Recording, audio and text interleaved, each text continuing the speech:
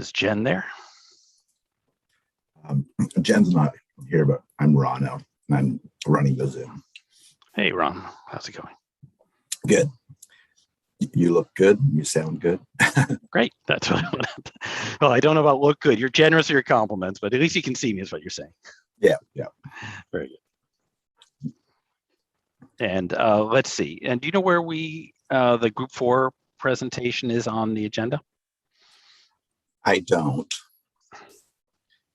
Bridget's with us. She can look for it. And are you presenting? Are you sharing your screen and stuff like that? We will be. And so Okay. And you should have no problem with it. It's just a regular Zoom. Number Okay. 5. Yeah, number 5. Great. Appearances and before the library reports. And can I do a quick test of Zoom just to see if that? You mean sharing? Yes. Sure. I'll just stop my screen share and then you can share yours. Okay, great. And let me try to see where the rest of make this bigger. And share screen. And I think I'm going to collapse this. Okay, I'm going to share screen 2. Share that, and then I'm going to present. Do you see the blue screen? Yes. Okay, and then let's see, when I play the PowerPoint, do you see the title slide? Master plan. Fantastic. I will stop sharing now. Okay, great. And I will go off camera. I think it seems all our technology is working. That's great. Thank you. Which of course will change when we actually start, but we're pretty agile at Fingers crossed. Yeah. Do what you can do. Yeah. So I'll go on mute.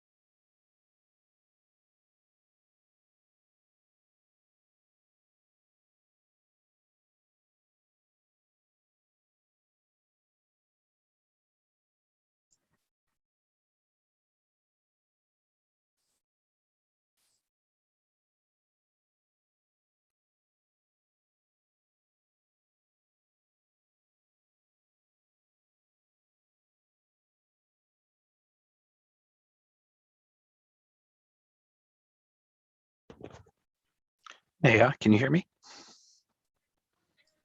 Yes. Okay, great. Can you update your name to include group 4 with it? Yeah.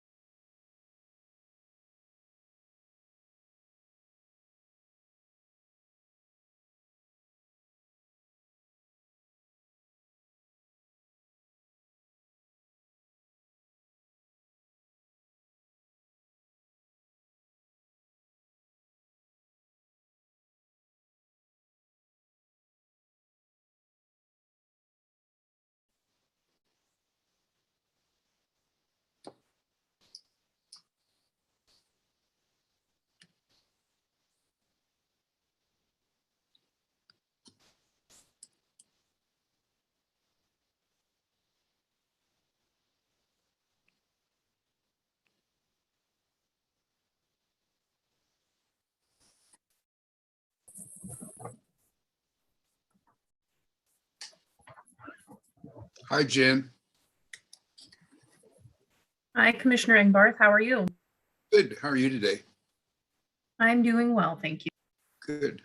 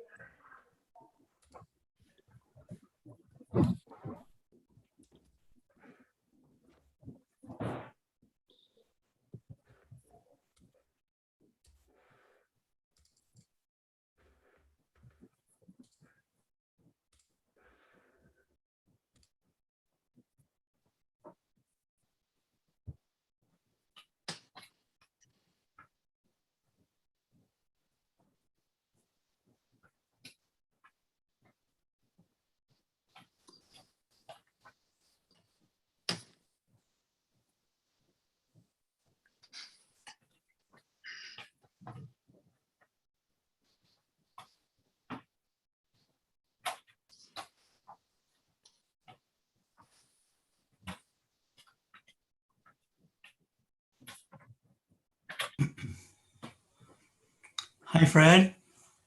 Hi. How you doing, Dave?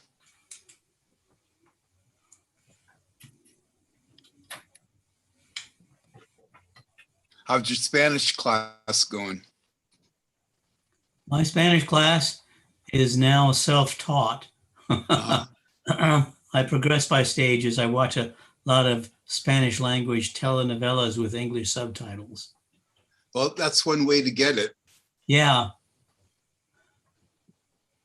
I had some Vietnamese clients a while back, and that's how they learned English when they came over to the U.S. as refugees, was watching television.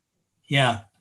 It is said that it takes 700 hours of exposure to a language to become fluent in it, which Well, is a lot.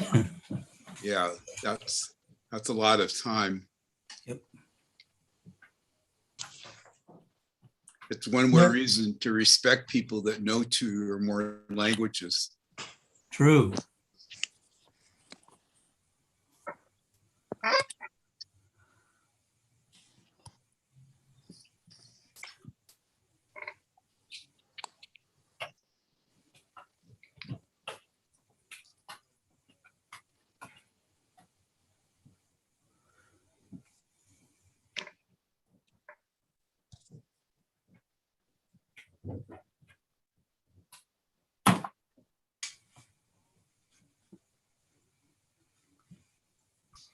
Hi, Tom.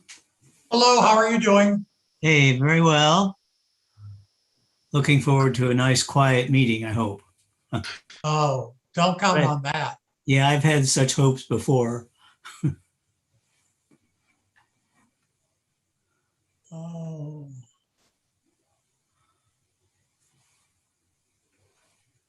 Hi, Tom. how are you doing?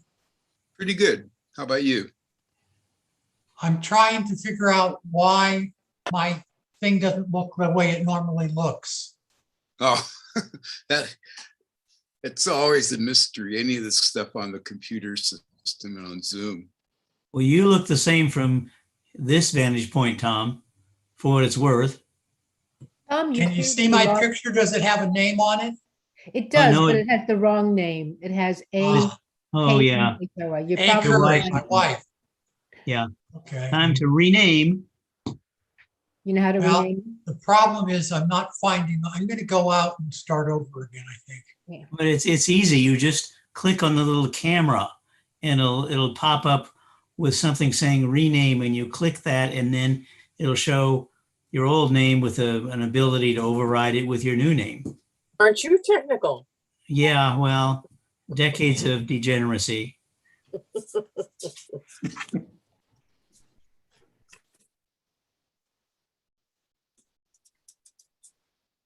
9:59, let's see.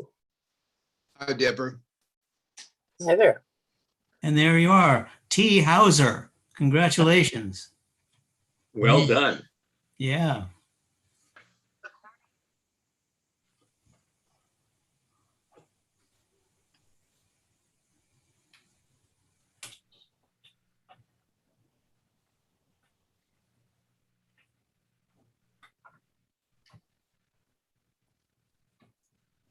We are missing a couple of commissioners.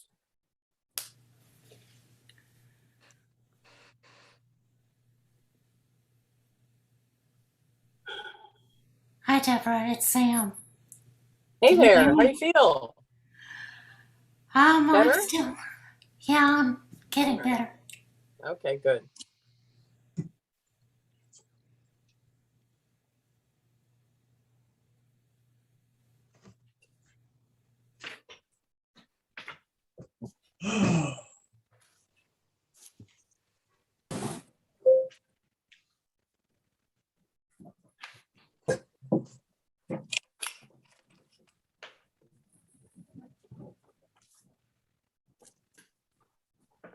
We're gonna wait for just a minute. I think we've got-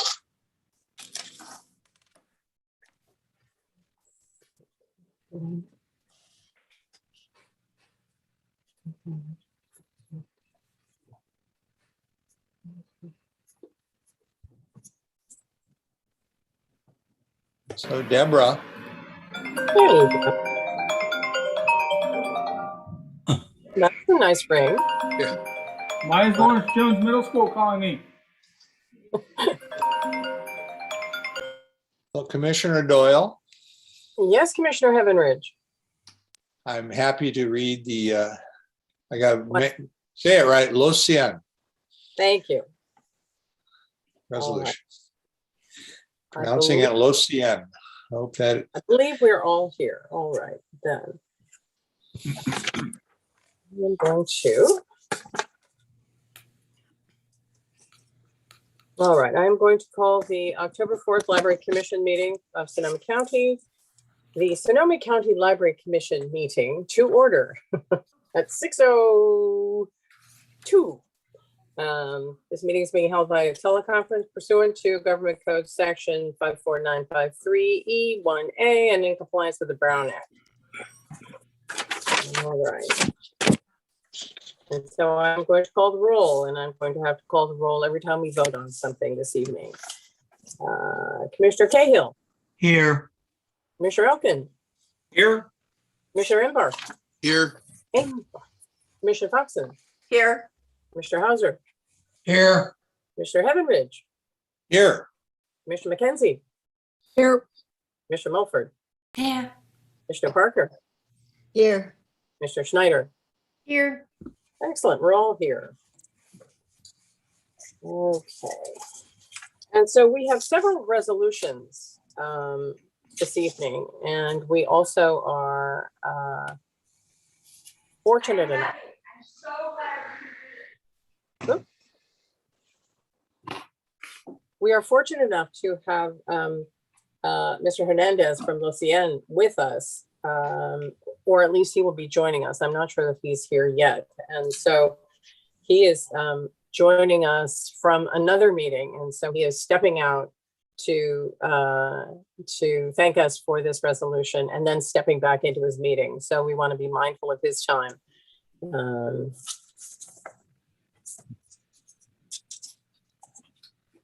But I don't think he's here yet. So why don't we go on with resolution 3.1, which is the resolution establishing the need to hold teleconference meetings due to proclaimed state of emergency. And I'm sure you've read the resolution, and it has been vetted by our attorneys. We are just saying that as the state of emergency continues, we will continue to meet online, but we will make sure that we do that every month. We will make sure that people know.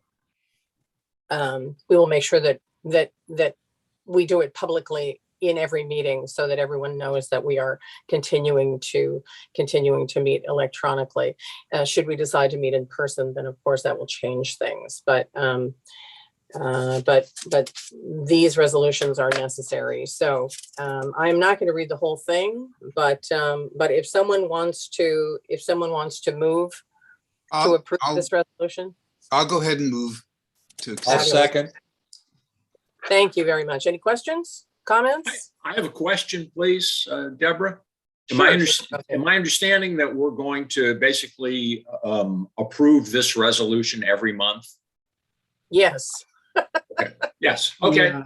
I thought so. Yeah, fine. Sorry Thank if I you. wasn't. You clear. won't No. necessarily have to approve the same resolution every month. There is a set of findings that have to be made to extend it an additional 30 days. But essentially, each 30 days, you have to confirm there's still a state of emergency and that either state or local officials continue to recommend social distancing. And so I'm assuming that that is still the case 30 days from now, then we'll be back having you make similar findings. Thank you, Mr. Mitchell. And we should have conversations regularly to decide whether we want to meet in person. But I think this resolution we should at least vote on for next month. So I've got a motion and a second, and then I will call the roll. And any other comments? Okay, then I'll call the roll for yes or no. Commissioner Cahill, Yes. Commissioner Elkin, Yes. Commissioner Engbarth, Yes, Commissioner Foxen, Yes. Commissioner Hauser, yes, Commissioner Heavenridge, Yes. Commissioner McKenzie, Yes. Commissioner Mulford, Yes. Commissioner Parker, Yes. Commissioner Schneider. Yes, Terrific, and I will make it unanimous. And I called on the first and the mover and the second, just because who knows, you may have changed your mind in the 2 seconds before we took it up. So we then will move on to a resolution honoring the Friends of the Library. October is Friends of the Library's month, and we are delighted to proffer a resolution honoring them. Commissioner McKenzie, would you like to read the wording of the resolution since you have been so actively engaged with the Friends?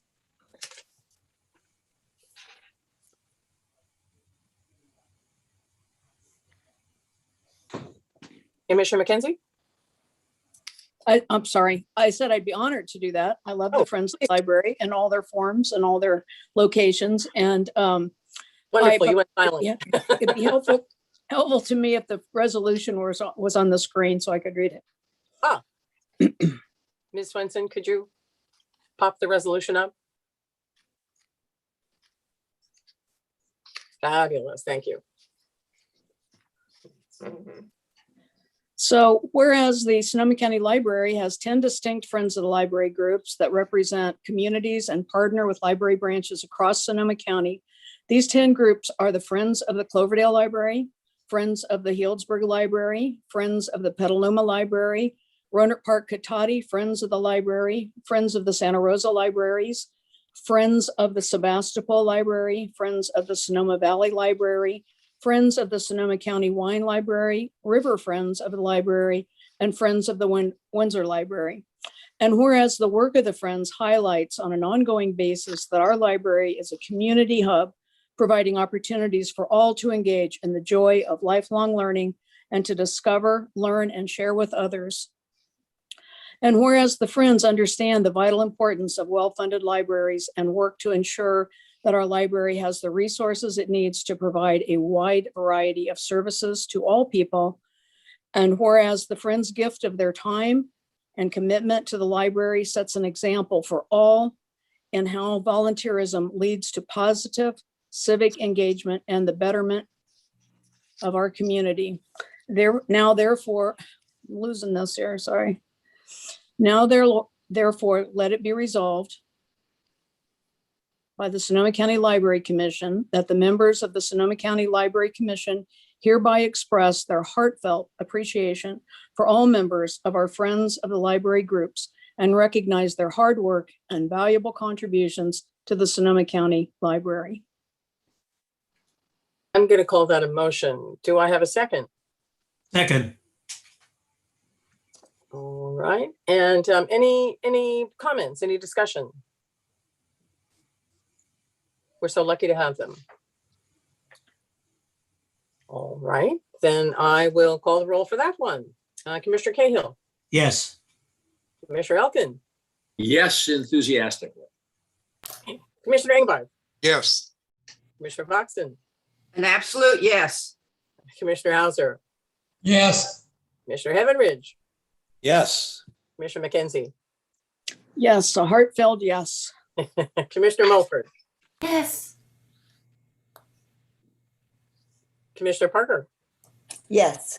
Commissioner Schneider, Absolutely, yes. and I will make it unanimous. Thank you so much. And I believe we may have some friends with us.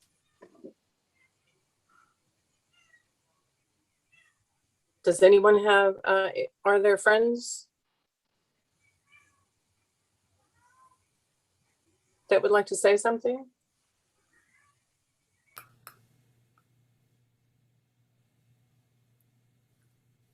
Just giving them a minute to get their technology here. Well then, if a friend joins us later and wants to say something, we can certainly make some time for a comment. But we have another guest, and so we are now going to move on to 3.3, the resolution honoring Lucien. Commissioner Heavenridge, would you like to take it away?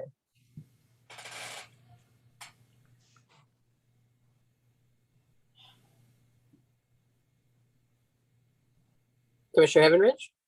Unmute, sorry about that. There we go. Okay, this is a resolution honoring Lucien. Whereas Lucien has advanced, which advances belonging, trust, and equity by engaging in its community, facilitating honest dialogue, and evaluating Latinx Pride and Power in Sonoma County, has been a longtime community partner of the Sonoma County Library. And whereas the library is celebrating Hispanic Latinx Heritage Month from September 15th through October 15th, with free virtual programming, books, and more that recognize and honor the histories, cultures, and contributions of Hispanic or Latinx people. And whereas Los Cien's partnership with the library has included frank and powerful conversations and collaborations that honor diversity, equity, and inclusion.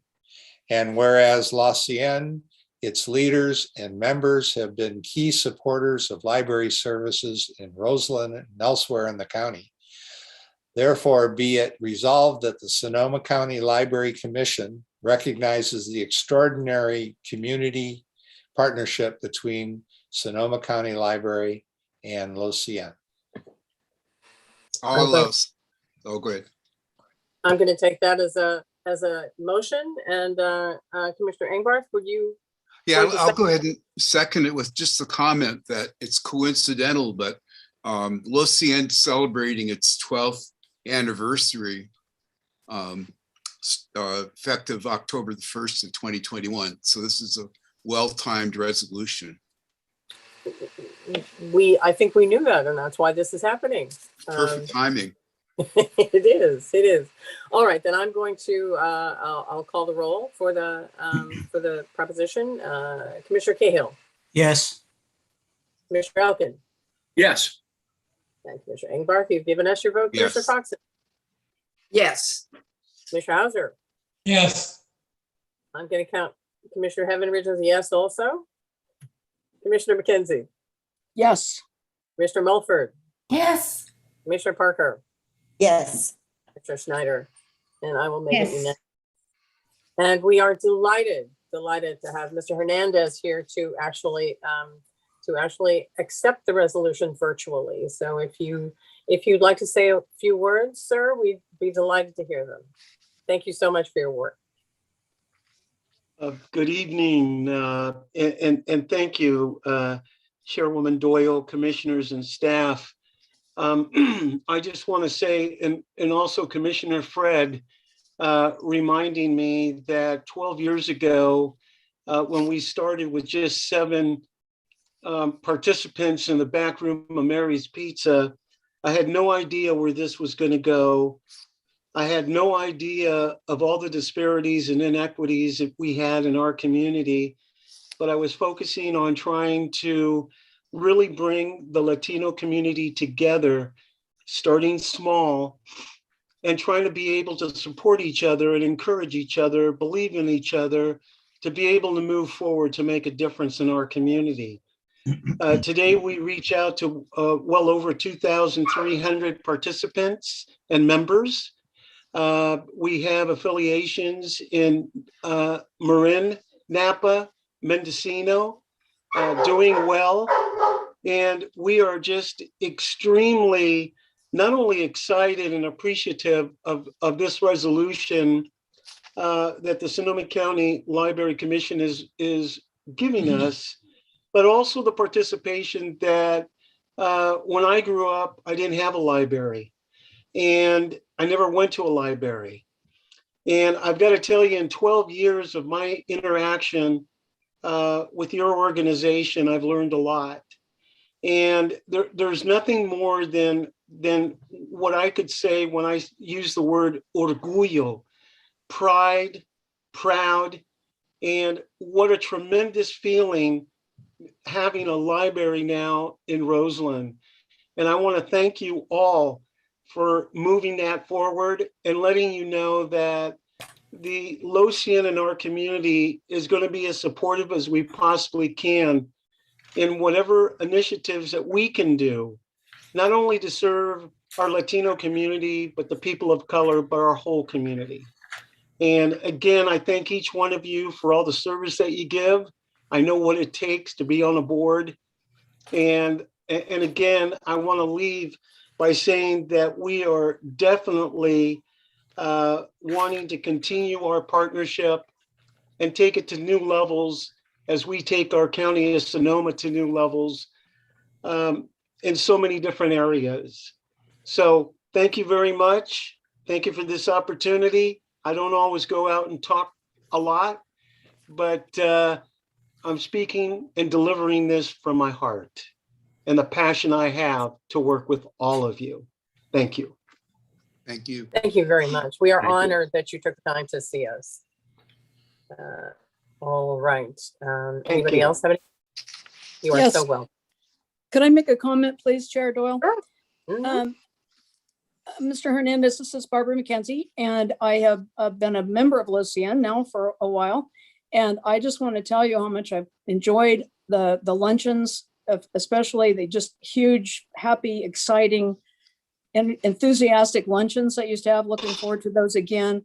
I've enjoyed the Zoom meetings during COVID. I've learned a lot. I just, even from the last one, about farm worker safety and, in wine country. And anyway, I've just learned a lot. It's really helped me. And I just express my admiration for how you grew this organization, as you said, from 7 members to this really amazing connection throughout the county. And I didn't even know about the other counties. So anyway, congratulations to you and your board and all that you do. And I really appreciate it personally. Thank you. Thank you, Commissioner McKenzie. Anybody else? He's got a meeting he's got to get back to. So Yeah, and I just have to say one thing before you leave.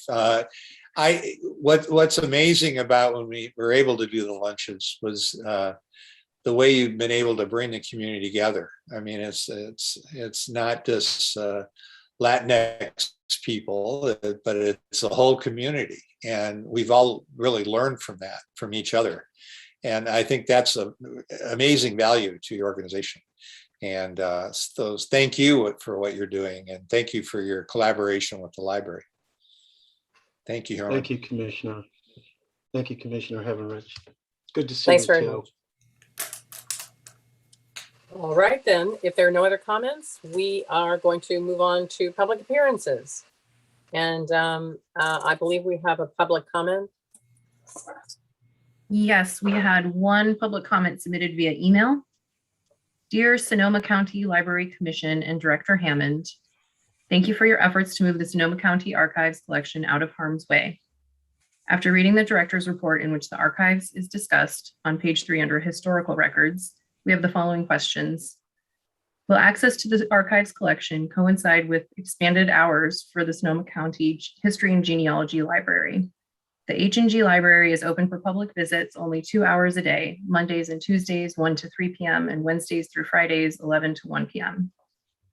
The H&G Library staff currently consists of 3 full-time employees, 2 of whom have an educational background that includes archival management, and 1 part-time librarian. Absent is the full-time manager, a position that appears to be indefinitely frozen. A reduction in service for patrons is the inevitable result, while staffing and service issues be addressed soon. What is the status of the Memorandum of Understanding? Who is drafting it, and how can stakeholders provide input? Again, we applaud the progress to date. We look forward to hearing more details about the MOU and plans for continued and improved access to the Sonoma County Archives collection. Sincerely, Lynn Downey and Catherine J. Reinhardt, co-chairs of Advocates for the Sonoma County Archives. Thanks very much. Okay, moving on to section 5. We have a presentation from Group 4, who is, as you know, is doing the facilities master plan.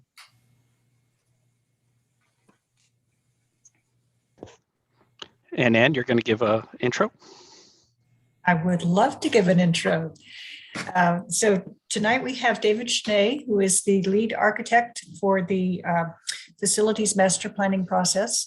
I've had the pleasure of working with David before on comprehensive facilities planning process, and it was a very informative and fun and engaging process. And when we went through this exercise at my last library, we engaged more than 5,000 people from the community. So I'm just putting that out there as a challenge to Sonoma County, that we want to get at least 5,000 people involved in this process.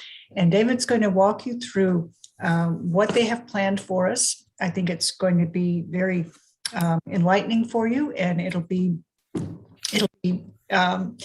interesting and fun, and it will really give us the data and the input that we need to effectively plan our future for the next 10 years in terms of our facilities. So David, would you like to take it over?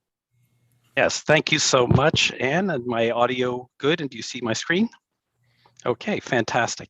Well, thank you, Anne and Chair Doyle and esteemed commissioners. It's great to be before you, see many familiar faces, and to get to know others there who we will get to know much better through this fun and engaging process that Anne has described. And she has asked me to give about a 10 to 15 minute presentation today, this is our first of 2 meetings in the process. So our agenda today will give a little introductions, talk about our work plan, talk about our assessments and our engagement. So my name is David Schnee, and I'm the principal in charge of Group 4. You'll meet, and she's on vacation now, Jill Ayers. And also on this Zoom meeting is our very talented planner, Neha Digakar. And joining Group 4 also for facilities assessments is Bureau Veritas, who have helped us with many library facility evaluations. And there was the second of multiple days evaluating all of your facilities that happened today. A little bit for those of you who don't know Group 4 yet, we're in 4+ decades of work, and about 30 years ago we started doing library planning, and we've had the good fortune of planning or designing close to 500 libraries now. And when it comes to planning multiple library systems like Sonoma County, we actually did yours before and have worked with many esteemed clients across the country, people who are working with every type of library system and making sure that we can deliver the next generation services with diversity of customers delivered equitably and inclusively. So the purpose of this plan, as you guys all are familiar with, but for those listening in, it's a 10-year scope of and focusing on facilities, and it's building on the reimagining plan that you've had. And we pulled 3 themes out of the reimagining plan as just particularly germane to us. We will try to be as comprehensive as all of those, but looking at how the library provides opportunities to learn, contribute, interact, and participate, supporting community resiliency, more important than ever, and fostering racial equity, social justice, and inclusion for everyone. So about best practice on master plans is to renew them on 5 to 7 year intervals. And we had actually done your 2003 master plan. And so we're going to build on your past and recent work, including your fresh off the presses 2021 reimagining strategic plan. And we're going to leverage as much of that past work as we can. Our work plan here is basically consists of 3 phases. The first, assessments, and in those assessments, we're establishing the context, looking at the individual facilities, but also looking at how your facilities work together as a network. And I'll do a little bit of a teaser on some of our work that's just starting to collect. Based on that foundation of assessments, we'll then develop strategies for what the facility recommendation should be. And you have a good foundation there, recommendations that were in the past that are still valid and relevant will still be there, perhaps go up in their priority. Others that need reconsideration or new opportunities, those will develop there as well. And we'll look at that at an individual library location by location basis, and we'll also look at it from a network perspective. And that all comes together in our recommendations, which takes form of a master plan report with the recommendations for projects. What underlies this whole effort, the bottom half of this chart, is our project engagement. And in that, we have a community survey that I believe has just gone live. Is that right, Anne, or is about to any moment now? It's about to any moment now. Any moment now. And we've met with the library staff team, commissioners, the library advisory boards, and we'll be meeting with the JPA partner staff. So these are all of the meetings, and we're meeting on a regular basis, all the circles here, with the a project management team as we go. And I'm going to spend just a little bit of time talking about each of these engagement aspects. So you can grab this community survey link. It probably isn't live just yet, but it may still stay on your phone here. And it has different aspects of it. We first, of course, just get a little demographic information about each person. Try to understand what community priorities are, and we're going to be looking for those synergies of where those priorities overlap with what the library can provide. And then we're going to ask people to fill out as much information as they can on the libraries, and I said that plural, that they visit. And so they have the opportunity to give specific information on one, two, or all of your libraries there. We have an open-ended section of anything else you'd like to do. And we also, for those who are still with us, have questions about the new Roseland Library here. So we have a full-fledged one. And as Anne has thrown out the gauntlet, the surveys end up being one of the great ways to meet a lot of, connect with a lot of folks. I think Commissioner McKenzie, you've gotten a shout out for having big networks there. And so as soon as Anne gets this launched and ready, we'll ask each of you to use your various networks and communication channels to help promote this and show that we can have well more than 5,000 that Anne had before. So we had a wonderful meeting on September 28th, the first of two meetings with the library staff team. And we did two exercises with them. One was about customer experience and the other was on equity. And both of those, so many people in the library, in the community, fewer and fewer as time goes on, but think of the library just as a repository for books and maybe access to technology. And it's really, a library is, as you guys know, it's about the transformational experiences that help individuals achieve their goals, families, and the whole community gather to have the best quality of life we can. And of course, more than ever is understanding how the library provides great resources and opportunities to address inequalities we have and to address equity here, as well as resilience and other topics in a variety of different modes. And so this was a really great exercise we had just the other day. Part of that, and just to see, and these are questions that are variations of what's in the survey, is how do you feel these qualities are of Sonoma County libraries today? Are they welcoming or not welcoming? Are they exciting or boring? Are they in great locations or not in great locations? Bright or dark, crowded or spacious? We have these. Most of these are showing, at least among staff perceptions, that they're in the middle of the road. Do you guys think you're commissioners of a middle of the road library system? I think you guys are commissioners of a world-leading library system. And I think we want to see if we can get our library facilities to feel that way and people to appreciate them that way. And then, as we said in that survey, there are questions about what are the types of services, what do residents value and need, and this is very important, whether it's collaboration, supporting technology access, developing young leaders. This is going to be very important to see what we can provide across the system and in specific locations. So moving on. So we'll be meeting a little bit later this month with library advisory boards there. And this is another opportunity, and wanted to say that we really hope Deborah and all your fellow commissioners that you guys can attend not just the ones that is closest to home for you, but as many of the others. And from you guys as commissioners have the best system-wide perspective. That is your mandate. You have local affiliations, of course, as well. But so trying to see and where the similarities are and or differences, and hear it live, mostly through Zoom meetings. So it gives a little bit less travel needs will be important there. And so we're really looking forward to that meeting. We'll also be meeting after that, or actually before that, with the Joint Powers Agreement partners and staff. So these are, we're inviting broad swaths of council members and city administrators and planners to come together. And again, you're encouraged to attend as many of these as possible. And our goal is to really gain that local input and insights there.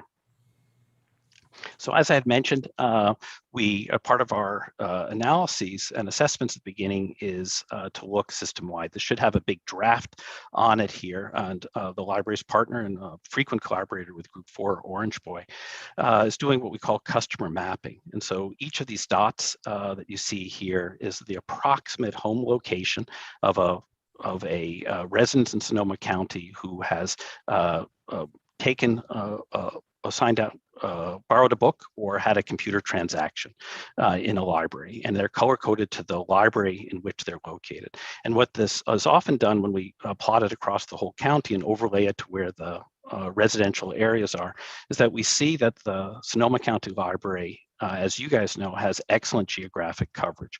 We work around the country, and a lot of places have library deserts and the rest. And so that through the legacy of the good work that you and your predecessors have, you have an excellent network of libraries. Where this gets interesting in some of our work that we'll be exploring and showing to you is we can separate out and look at the geographic reach of all of the different customers, and different by each library, and different from trying to just define discrete service areas. What we've discovered across many comparable communities is that you have a highly mobile population who choose to, you've made it easy for them to use multiple libraries, and people know that they have multiple libraries, not just the one closest to their home, accessible to them, and they use them from far afield. So here we have Healdsburg, and it's drawing people from all the way down in Petaluma up to Cloverdale and even Guerneville and such. So others might say, oh, who would have thought that there are such diverse residential users of Healdsburg. And the same thing if we look at Sebastopol, so very, very intensely and heavy in the general vicinity in that valley, but also pulling from Santa Rosa and even all the way up to Cloverdale and down to Petaluma that people are doing that. So that really presents us with an opportunity and a theme that we're going to be exploring throughout all of our engagement, which is both hyper-local, like where do what isn't going on in your neighborhood where you live here, but we also want to have the county-wide perspective, the whole network, and how can that find ways to really recognize the way people use the library and to help that be an efficient way to plot the future courses. So that concludes our little teaser presentation, and we have, to your discretion, Chair Doyle, we're open to questions if we're available, if that fits with your meeting. Sure. I would say to my colleagues, and you thought this was just going to be about buildings. I remember one of my favorite meetings with David was in Sacramento when the last big library capital funding was happening, and there were thousands of us in Sacramento trying to get money for our libraries. And there was Mr. Schnee right there for all of the libraries. It wasn't just, it wasn't just the libraries that he was actually going to be building. It was all of the libraries. And so he's a passionate guy, and we're lucky to have him working on this project. Any questions for Mr. Schnee? Commissioner McKenzie has her hand raised. Commissioner McKenzie? And then you. Yes, thank you. I'm really excited about this process. I think it's going to be great. I wanted to comment on page 29 that Rohnert Park is a city and not a town. Just a correction about that. Thank you, Barbara. Welcome. And then also, I was wondering about public comment opportunities in these meetings.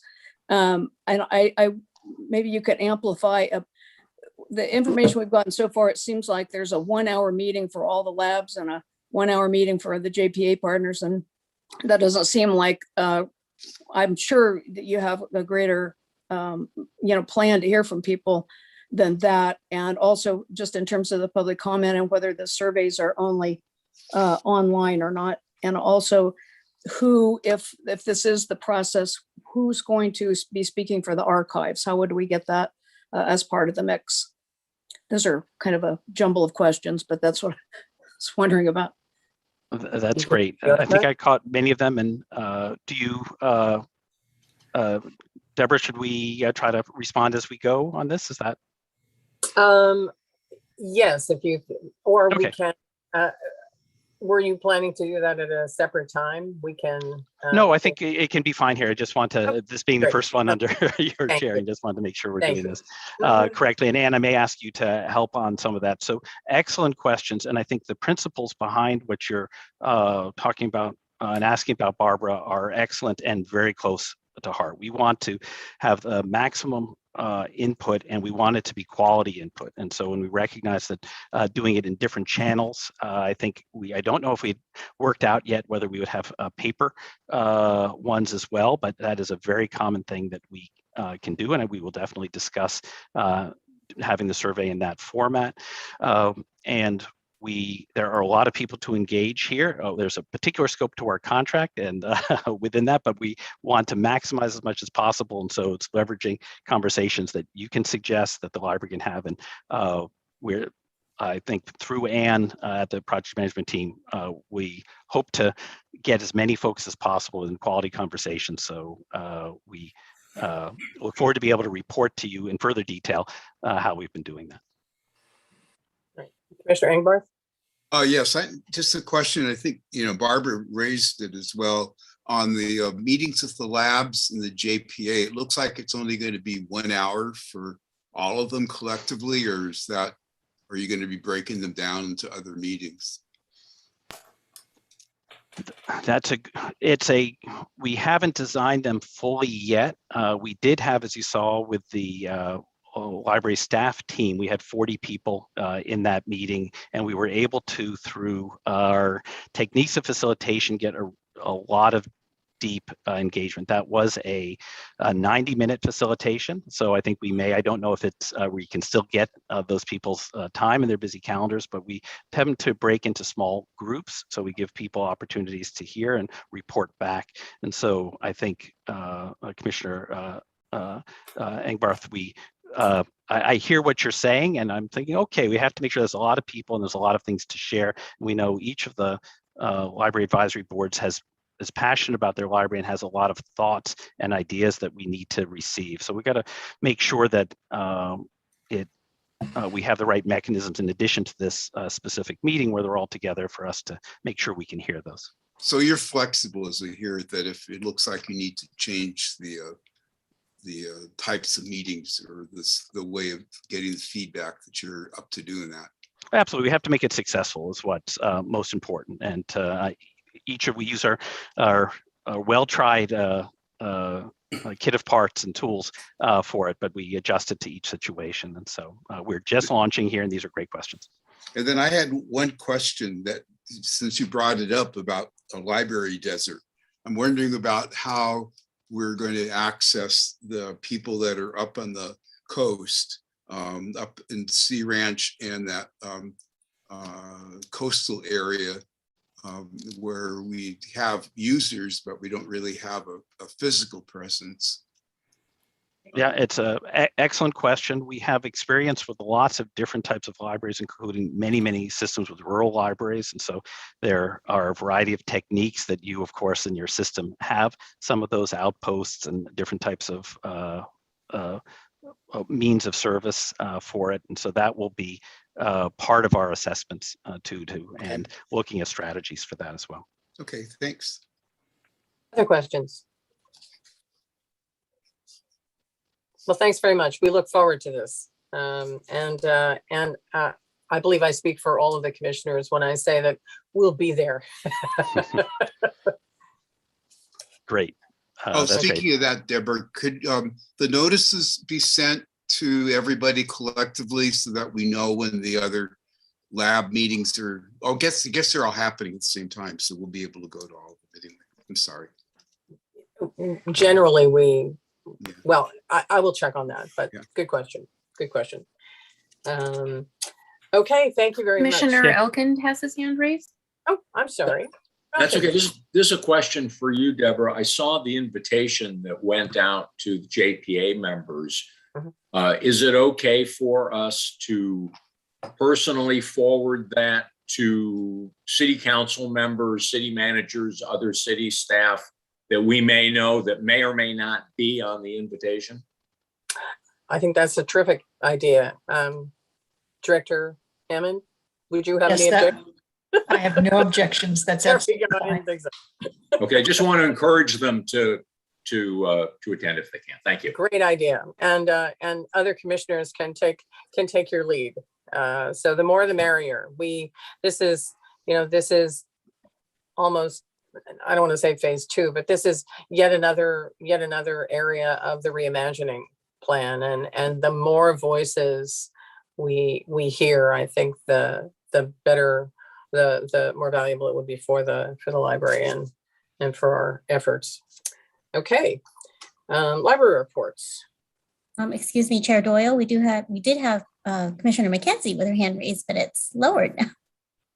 I believe Commissioner McKenzie, didn't you have an opportunity to speak? I did, and then I'm trying to rein myself in here, but this issue of the JPA partners is just bothering me a little bit. And as Commissioner Elkin pointed out, inviting more people, and my concern is if I'm not even sure what we can get done in an hour. I'm not sure what the issues are. And, we have this unusual situation with our JPA partners are responsible for the buildings, for the building of the buildings and the maintenance of the buildings. And so do we want the dreamers to be there, the dreaming up the new buildings that they want to build, or do we want the maintenance people who have to, repair all the the things that need to be repaired? I'm not sure. I don't feel focused on what we're trying to get from our JPA partners.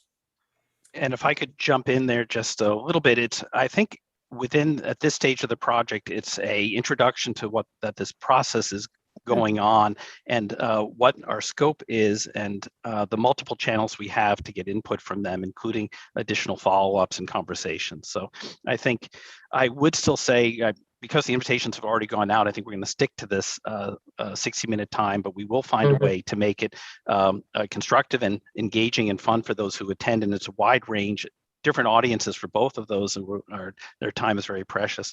But we will be very clear on finding ways, Commissioner McKenzie, to make sure they're not being teased, but they're being introduced. So this is an introductory meeting.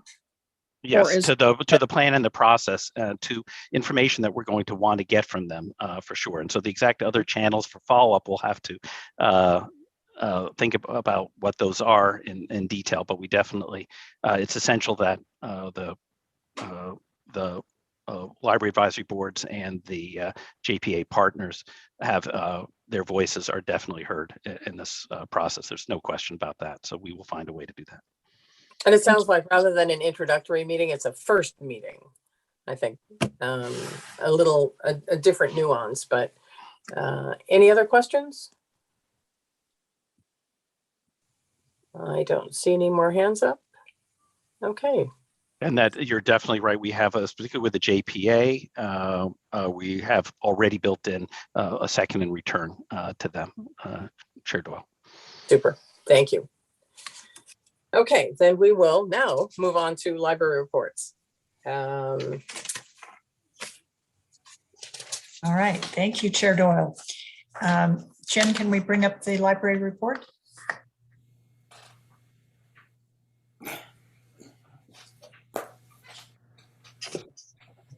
All right, so as you have noticed through reading through the information here, we are making progress toward our pre-pandemic status. We've made a lot of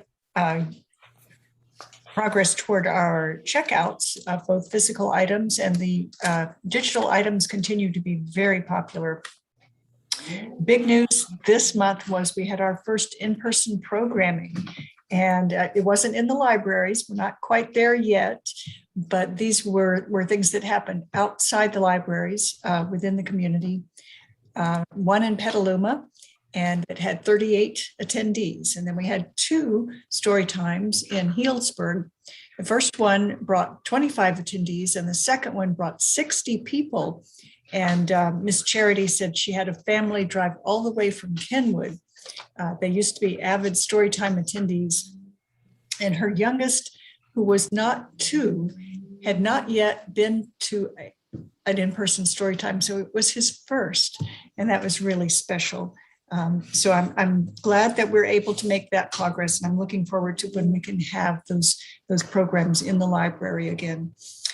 If you look through the report, you will see some upcoming programs that you might find interesting to attend or to recommend to other folks. And then we have a number of new resources, the new e-resources, and including the historical photo map viewer that you may have heard about. We tried to promote this on social media because it's such a cool thing. And this was done in partnership with the city of Santa Rosa. And then speaking of the archives, we were talking about that earlier. The move to the new facility, as you know, has complete, but we're still working on the tenant improvements and the shelving. And that was delayed somewhat because of the supply chain issues that everybody is facing. So it looks like we will have the materials on the shelf and ready for public access again by mid-November. So a little bit later than we anticipated, but it's happening and it will be here. It will be available soon. And that availability will be the same as we've always offered, which is through request. And then our staff will collect the materials and provide them at the H&G library for appointment. And we're looking forward to that. So any questions? Just to clarify, so no one will be browsing the historic records? Oh, goodness, no, we can't have that. These are fragile and irreplaceable items, and you won't find an archival library anywhere that lets people just browse. Okay. Any questions for Ann? Yeah, I had one question on the New Friends activity guidelines. Is that the COVID guidelines that just went out? Yes, it is. Okay, just a comment on it that I've heard a couple people so far talk about the fact that the notice was so late in coming versus when they needed to comply by it. And I just wanted to pass that on. I appreciate the feedback. We were working with the information that we had and conferring with other libraries and with the county and with our legal counsel. So I'm sorry if it caused consternation. Not a lot, just a few people, that's all I've heard. Okay, point taken. Okay. Any other questions? Anything in addition to the library news and publicity? There is lots of news and lots of publicity. Lots of news and lots of publicity. Well, you know, we had a great time opening Roseland, and we are continuing to pursue options for a permanent library there. And, you know, so many things going on right now that it's a pleasure to promote the library. Thank you. I don't see anyone on the participant list who is a member of the public. So I would call for public comments and am remiss. I was remiss and did not call for public comment after the group 4 presentation, but I don't see anybody on from the public who could make a comment. So shall we move on to the budget and finance report?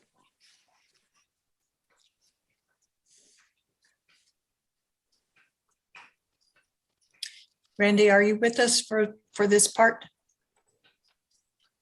I saw him. Yes, I am here tonight. All right.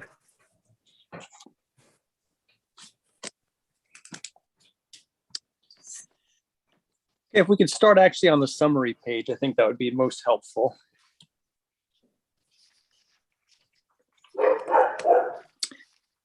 So number 5, if we could. So this is the high level review or summary of activity for the library through August 31st. A couple points to point out. Sales tax, we're showing no receipts as of yet. However, if you will notice at the bottom of the page that we do have a notation for sales tax receipts on a cash basis. The reason why we're not showing any revenue in July and August is because the receipts that we get in July and August are actually for the month of May and June. So we already recognize that revenue in the prior fiscal year. That's part of your 2021 actuals. So we did receive 1.5 million in July and another 1.2 million in August. which is actually higher than what we had anticipated or estimated when we did the year-end accrual. So it's good news continues on the MeasureWise side as far as revenues coming in.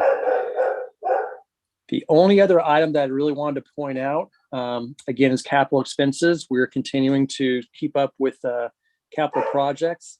The lion's share of those expenses are made up of furnishings for Roseland, at Guerneville and Santa Rosa, and also a bathroom remodel project has begun, I believe, for Windsor.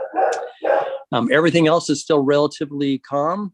This is what we normally expect for the first quarter of the year. Things will slowly start to ramp up. And then one other thing that I wanted to mention is that the books, materials, and subscriptions line item, we have posted the allocation, the 67%, 33% split between property tax and sales tax. We post that in the month of September. So next month's reports, when you look at the detail as far as sales tax versus property tax, you will see that breakout or that split between the two funds. And with that, are there any questions on the summary page?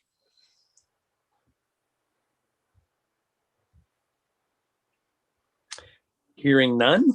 Are there any questions on the detail pages, the budget to actual pages? So these are the ones that are on the screen now for either property tax on the revenue side or on the expenditure side. There's such a high volume of accounts. I'd rather just leave it open to questions if anyone has any for me on anything here.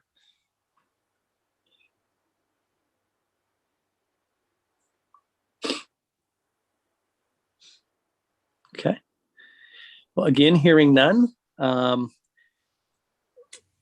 would assume that the next area to look at that we take a look at are the transactions over 50,000.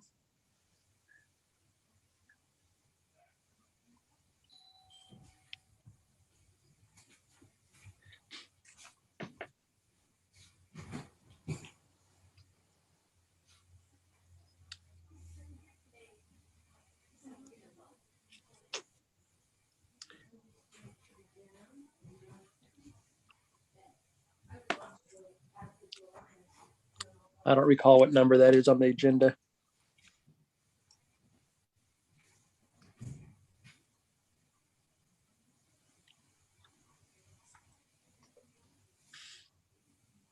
It's actually number one on the of the reports.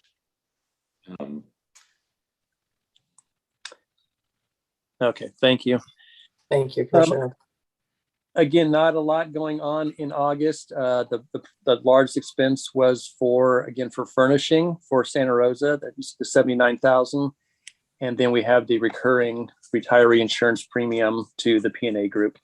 And that is it on the voucher payments over 50,000.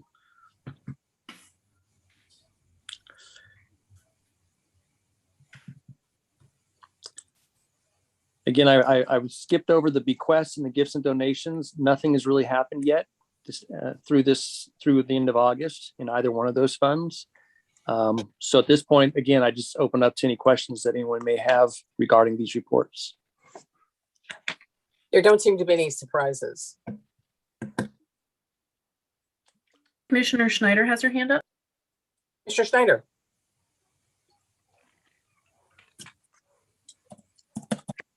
Commissioner Schneider? Sorry about that. Yes, Commissioner Schneider. Is this the point to talk about the discussion of the reporting errors addressed in the, oh no, those are from the minutes. Never mind. No. Sorry about that. No worries. Any other questions? Thanks very much, Randy. Thank you. Then we will march into the commissioner reports. Are there any additions to the commissioner reports that we have in the packet? Does anyone wish to add to their report? I'm not seeing any electronic hands up.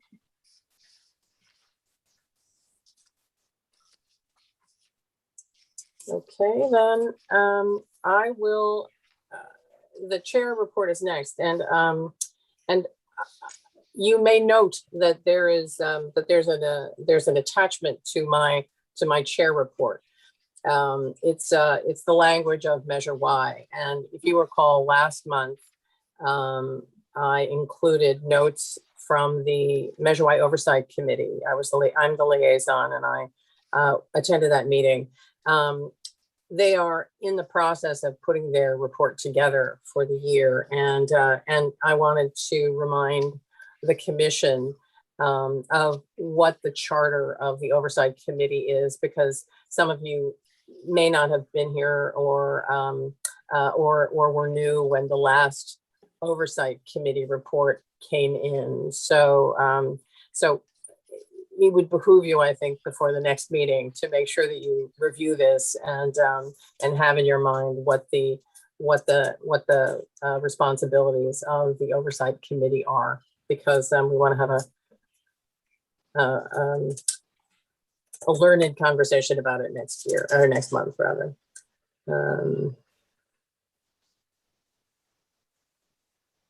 Commissioner, then if anybody has any comments, any questions?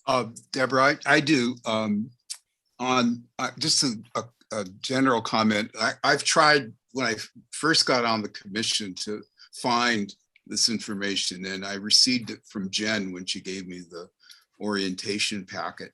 I'm wondering whether we could put this on our website, put the a link to Measure Y and the information on the Oversight Committee and the expenditure plan on the library's website, so it's easy to find by anybody out in the community that might want to know about it. Thank you. There certainly, it has been trimmed down and put in several places on the website, but I will hand it over to staff, and if there's a way that you can actually put the language of Measure Y on the website someplace, or if we are just not aware of where it is, and make it clear, that would probably be a good thing, especially as we get closer to the renewal of said Measure Y. Yeah, I think Yes, I support Fred on this. I think it would be a good idea to have the actual language easily available. Didn't I just say that? But thank you. Just seconding Fred's Anybody else? comment there. Anybody else? Okay, then we'll ask staff to address that. Commissioner Elkin, would you like to talk about the Finance Committee report? I don't have anything to add to what appears in the report, but I expect that there may be some questions from commissioners who are. Oops. I heard a oops. I know Karen had a question. Karen, this might be the time. Well, that regarding out in the, let's see, where would that? Okay, go ahead. I'm sorry, Commissioner Schneider. Well, I apparently forgot that we must have discussed this last month. There you go. So I don't have. You're withdrawing the question. All right. I'm withdrawing the question. Thank you. Oh, any other questions? Yeah, I do, just for the record. It refers to on page 89, accounting errors from an outside bank. How large are those errors, and what kind of impact do they have on our financial standing? Well, Fred, that's a great question. I don't think the accounting errors are from an outside bank. The bank did not do anything improper. The accounting staff of the library did not do the regular reconciliations with the bank statements, and as a result, failed to appropriately clear out some journal entries. As a result of that, previous financial reports did not correctly state all of our expenses. And I think that Randy has indicated that the September reports, which should be available pretty soon, will reflect all of the corrections, but the total amount of the errors is $3.7 million. Thank you. Commissioner McKenzie.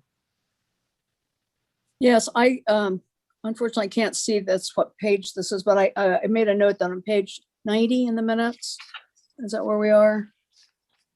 I wanted to comment about the formula for Measure Y expenditures. Let's see. I think it's 5.5 there. I think this, the second paragraph under, well, I guess it's a third, second paragraph under 5.5. The committee agreed with this methodology in theory and agreed to review a written draft of the proposed rationale and approach at their next meeting. We did have a brief, I would say it was even a discussion about it. And I guess I just wanted to say, I think this slightly overstates whether we agreed with the methodology. In theory, we kind of went around really quickly and say, what do you think? And I was kind of like, well, it might be okay. So I kind of like that. I don't know if it's, I don't ever see these minutes, so I don't see them until they're finalized. But I just believe that this overstates a little bit what happened at the Finance Committee meeting and where we are as a group with the methodology.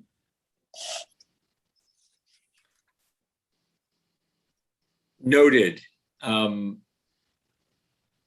I can say is we will wait for the more detailed policy and discuss it at the next Finance Committee meeting. I will say that I thought that what was pretty clear was based on Randy's summary, that while there are some categories of expenses that may be easy to attribute, the language of the of Measure Y itself is to me vague enough, and it's going to be impossible, I think, to directly allocate every dollar. I think that there are some categories where we're going to have to make a reasonable allocation that's in line with the spirit of the Measure Y language.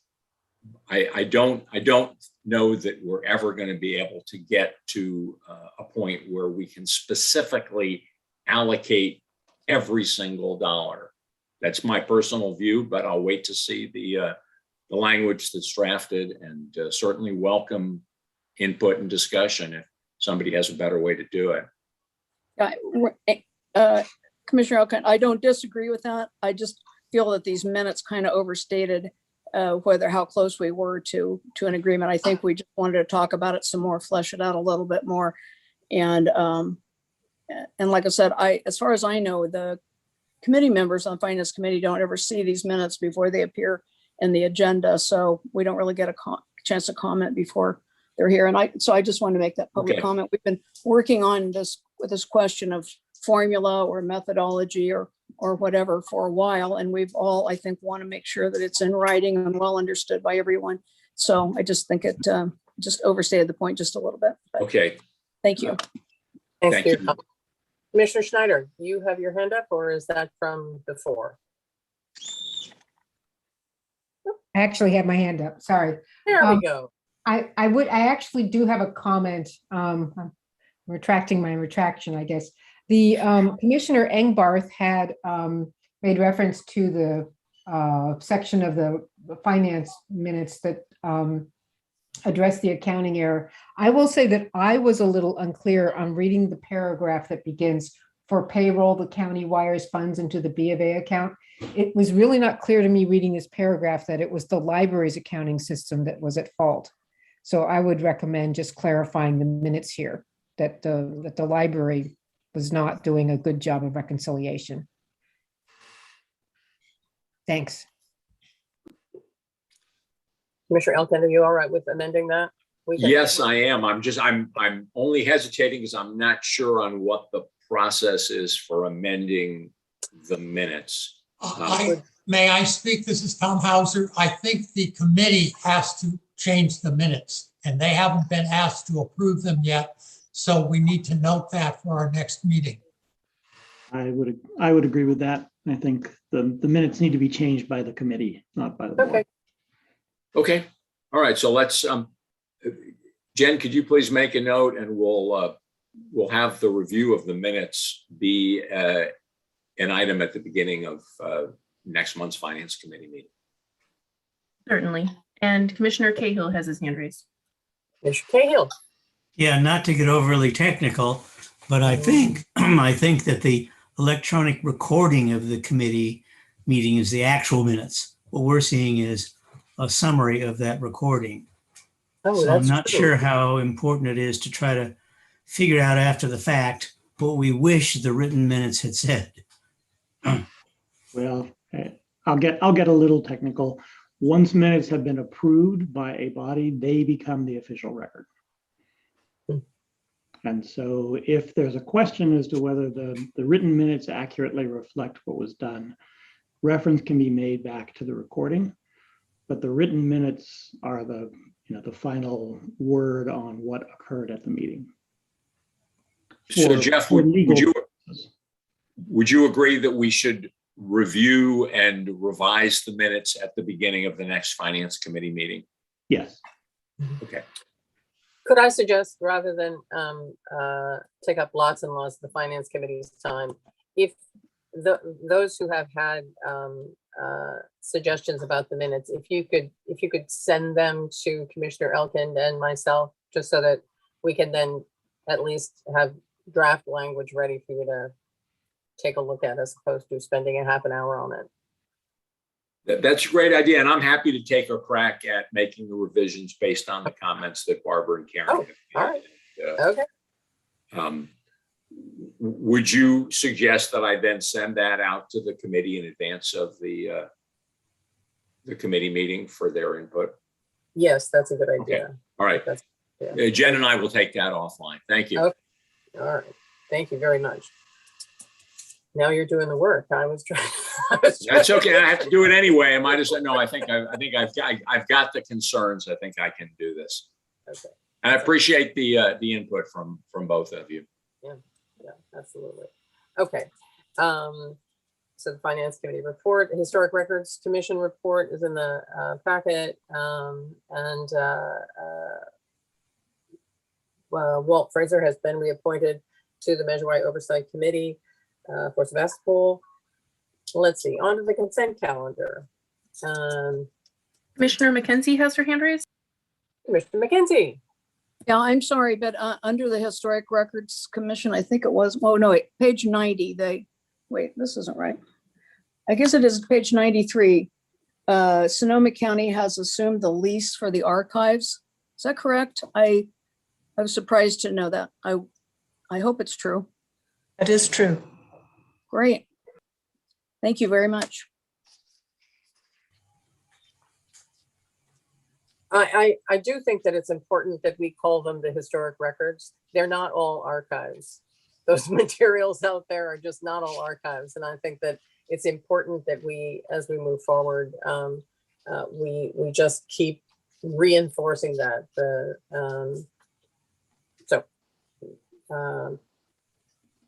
On to the consent calendar. We have 3 items on the consent calendar. We want to approve the minutes of the September 13th meeting. We want to approve the Cersei Dining's annual contract, and we want to approve the ABD Insurance and Financial Services Property Casualty Renewal Policy. Does anybody have any objections to these things? I'll move the approval of this consent calendar.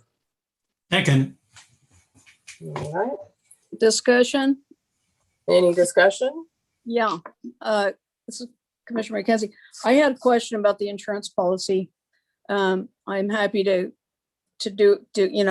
vote, to approve, but I wanted to ask a question about it. Okay, then why don't we vote and then you can ask the question. All right. And All right. Commissioner Schneider has her hand raised. Commissioner Schneider. Yes, I had a question about the insurance policy as well. Do you wish us to pull it from the consent agenda? I also have a question about it too. Sounds like that would be a good Commissioner direction. Schneider, do you want to pull it from the consent agenda? Yes, please. Okay.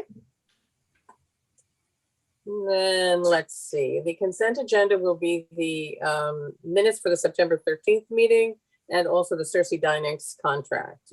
Anybody have objections to those two things being on the consent calendar? I move approval of the consent calendar. The amended consent calendar, The okay. amended consent calendar. Anybody want to Second. second that? Okay, thank you.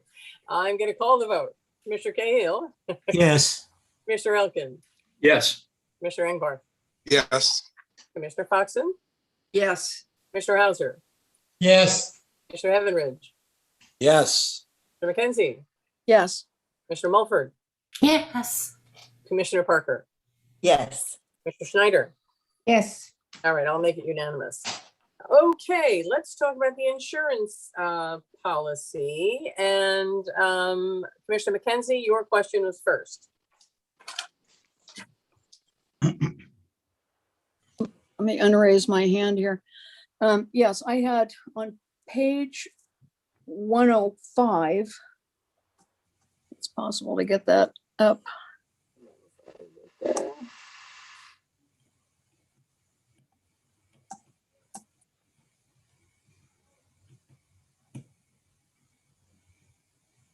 I had two questions on it. One's on page 105 and one's on page 112. that is 105. I'm not seeing it. Let's see. I can't, on this, my very frustrating iPad, I can't ever see everything on here. Well, I had page 105. The library loss history has increased for directors and officers. And I was wondering what, there it is toward the bottom there.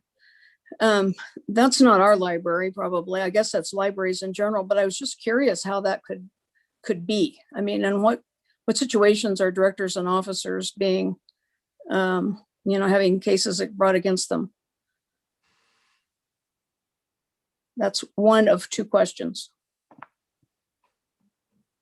We have had the lawsuit in the past couple of years. Suzanne, are there additional reasons why the directors and officers insurance would increase? There's also increases in the marketplace. That would be just overall increases in cost to the marketplace. But one of them, yes, would be the previous litigation. So is that our library loss, or is that library loss in general? Like in general, directors and officers are being sued? So marketplaces in general, and then the library is Sonoma County Library. That's correct. But we can't tell from this language. I'm like, I won't press the point. I just thought it was strange. And also on page 112, talking about the Friends again, I think we talk about this every year. I'm never clear about the Friends because you can see that all the Friends are named as insured here. And it says for each of the Friends that they have the package, they have auto, and they have umbrella. And I know from these various discussions, especially at the Friends and Foundation presidents meetings, the word has gotten out and the individual Friends groups have taken out their own policies.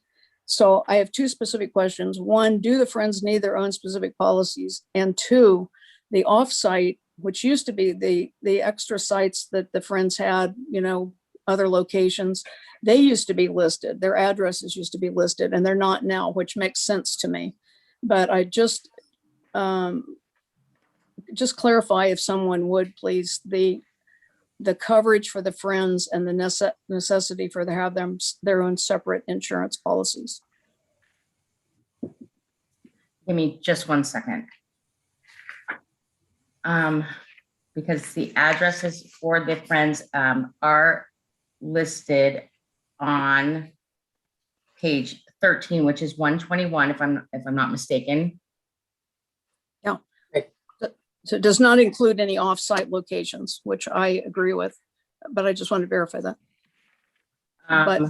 But back to their coverage, they're being covered on our policy.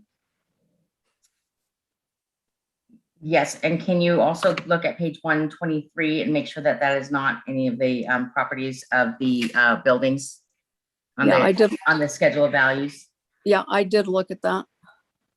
Those are all libraries. So none of those are outbuildings. Right. Okay, because the understanding that I have is that the buildings and outbuildings are covered, which is why they're included on the property values limits.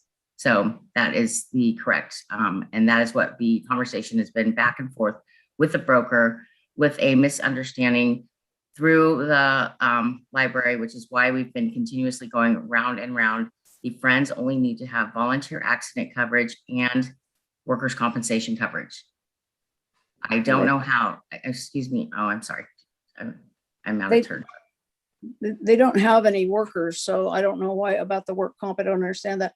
But you're talking about volunteer accident coverage is what they need?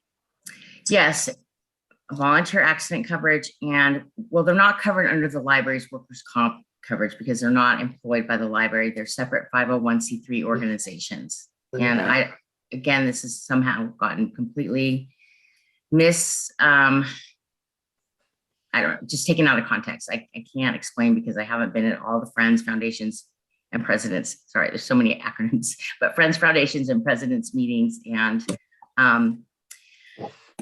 we have, had these discussions over and over again. And, I've met with our broker. I've tried to meet with Sarah and Erica. Obviously, with the transition of Siri and Lana, there's been a couple of gaps in conversations. And, I know it's caused some potential ill will in the conversations, but they've been listed on our schedules for years. I've gone back and reviewed all of the, as far back as I can go, which in the commission packets is back as far as 2013, and they are covered under the library's liability package. I think our broker, unfortunately misstated when they were at the Friends, Foundations, and President's meeting back in, and help me out with that month that was. It feels like it was a year and a half ago, but I think it was March, maybe earlier. But anyway, it just got very convoluted, and we're just trying to figure out how we can resolve that situation. But they are covered under the library's general liability and property coverage.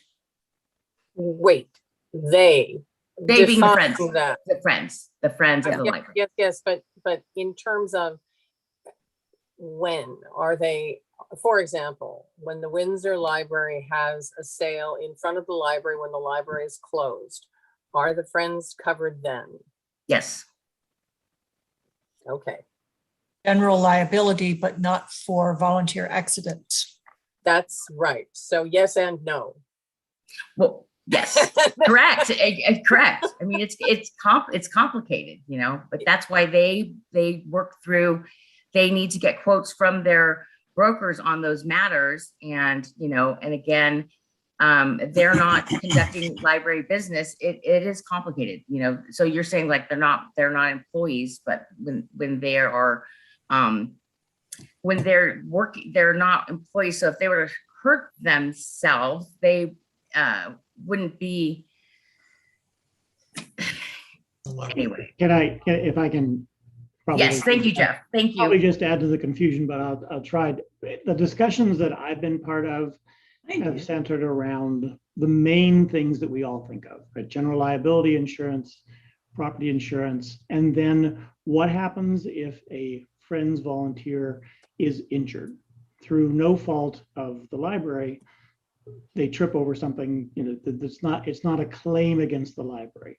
That is where volunteer accident insurance would kick in, right? And that's our recommendation, is that the Friends group have that insurance.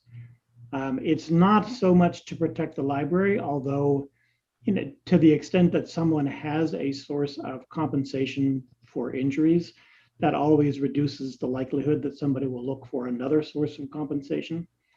And so in that sense, having volunteer accident policy is in everybody's interest, both the Friends group and the library's interest, and the volunteers.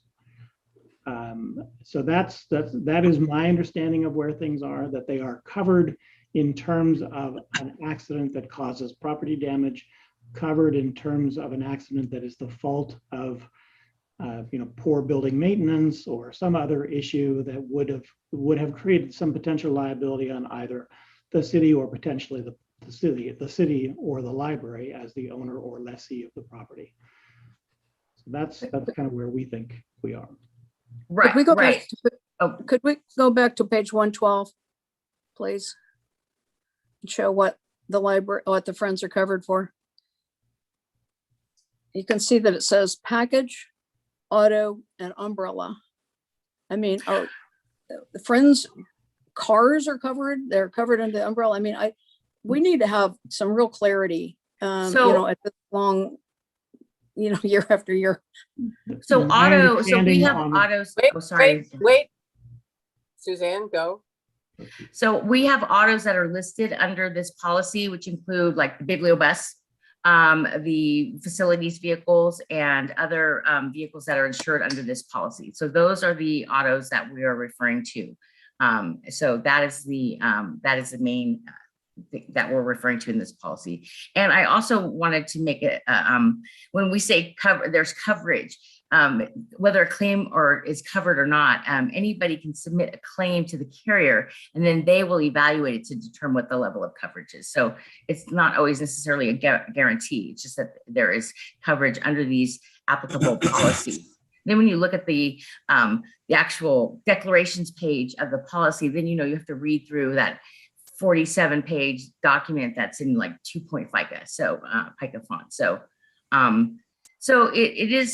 it's complicated, and I don't work for Chubb, who is our actual insurance. I work with the broker. So which is why we thought that it would be helpful to have them come explain this in a little bit more detail. But I do appreciate that we have counsel here to help me navigate through this situation. Thank you. Commissioner Schneider, had your hand up. Yes, hi. I just wanted to ask why the Sonoma County Genealogical Society is among our insured. That is, again, that goes back to at least 2013, which was before most of us in library administration were here. So it's continued every year and it's not been questioned. We assumed that this was something that was longstanding and approved. And I regret that we did not question it ourselves, because it is an odd thing to have on there. We can certainly discuss that with the broker and make some changes there. Great idea. Thank you. And to reiterate about the auto, you're right, that is very confusing the way it's presented here, but Friends are not covered for their own automobiles. Right. The auto policy would cover owned automobiles. So it would have to be a vehicle owned by the Friends. By the Friends as a 501c3 corporation, not individual autos owned by volunteers. And sorry. May I just go ahead? One more comment. I just respectfully request, I don't want to get bogged down in this, that a very clarifying letter gets sent to all the Friends about exactly what package, auto, and umbrella means and what coverage they have and what segment of coverage they do not have. Maybe they understand it, but I don't. And I think we need to have it put in writing because we talk about it every year. I appreciate it. Thank you. If such a letter went to the Friends, does anybody have objections to moving forward we have to vote on this, yes? I have a couple of questions. Okay. Any other objections? Hang on. Does anybody else have any objections? Okay, Commissioner Engbarth. I think most of my questions have been answered, but I'm wondering with the loss history, has the carrier or the broker made any recommendations to us about how to reduce our, I guess I want to call it our hit on those past claims. Okay, that's one question. And then, and your next question? Just And so then that the we second, don't- yeah. question was it says here on page 131 that the DNO policy is pending a formal quote. Do we know where that is? And I don't know how we can vote on this with it pending. Good question. All right. And do you have other questions? No, that's it. Okay. Commissioner Cahill has his hand raised. Well, first, we're going to ask the staff to address those questions.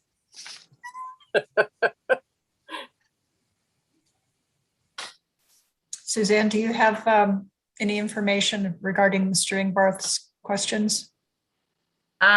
So with regarding the indication, that is listed as the, for the directors and officers coverage, it's not a complete formal quote, but last year when they made the indication, the actual final quote was very close to what the indication was. And it's just because the crossover between when the timeliness of when we had the commission packet due and when I received this document was like a couple of days. So I didn't really have much time. As you can see, the policy renews on the 6th of November.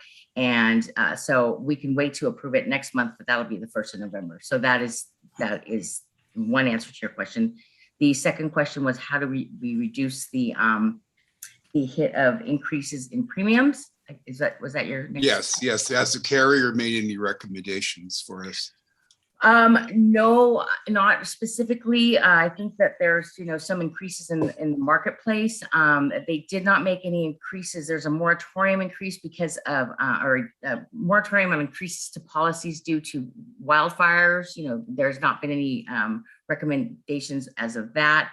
With regards to EPLI and directors and officers, they, the fact that we had a past claim with regards to that, there's not really a whole lot we can do.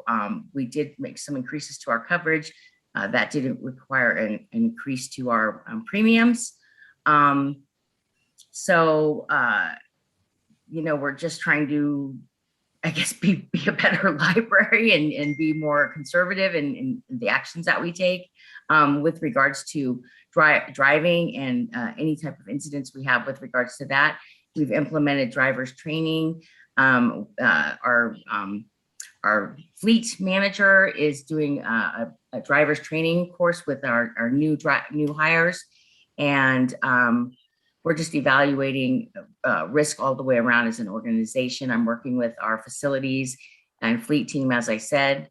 And I actually did just receive an information regarding why the Genealogical Society has been historically named on our policy is because they did do some volunteer work at history and genealogy. I'm not sure that I don't think they're doing that anymore. So that's answers to all of your questions. Thank you. I think. Commissioner Cahill, you had your hand up, and we're going to wrap it up after this. I think we're going to, if we decide we can't vote on it. I think if as regards to the pending issue, though, if you thought that it was going to increase more than 5% over the quote, I suppose we could say we could approve unless it went over 5%. But Commissioner Cahill, your question. Yes, I have a concern about the coverage of Friends volunteers. I haven't reviewed this stuff in detail, but Suzanne, when someone asked about the coverage of volunteers outside the library, you answer was yes or no, yes and no. And what I'd like to suggest is ask our carrier to give us the broadest possible coverage for volunteers. I don't want to get into quibbles about whose car was at fault or any of that stuff. My guess is that the premium increase would be essentially zero for that kind of coverage. And I don't want volunteers to feel insecure when they're doing Friends work. Thank you, Commissioner Cahill. This conversation, we've been having this for a long time, so we're gonna get your input, and we will we'll talk to the staff about this. But the Friends should have their own insurance, and the library has insurance, and with both of those kinds of policies, and they all do now. And with both of those policies, they're covered under every aspect. So we can try to make that clear. And the letter that Commissioner McKenzie is suggesting that we send to the Friends is going to, I think, clarify it for everyone. So if that's good for you, we're going to move on. But Thank you, commissioners. do you need a vote on this? Tom Hauser, I'm assuming we're going to put this off until next month. Is that what we're doing? We didn't determine that. I'll make a motion that we put this off until next month. Second. Okay, then I'll take a vote. Any discussion? But I think the motion, did we have a first and a second to have it voted on? I'm admitting that I can't remember that far back. No, we didn't. All right. Okay, Commissioner Cahill. I'm sorry, yes to postpone. Commissioner Elkin, Yes to postpone. Commissioner Engbar, Yes. Commissioner Foxen. Commissioner Foxen, you're on mute.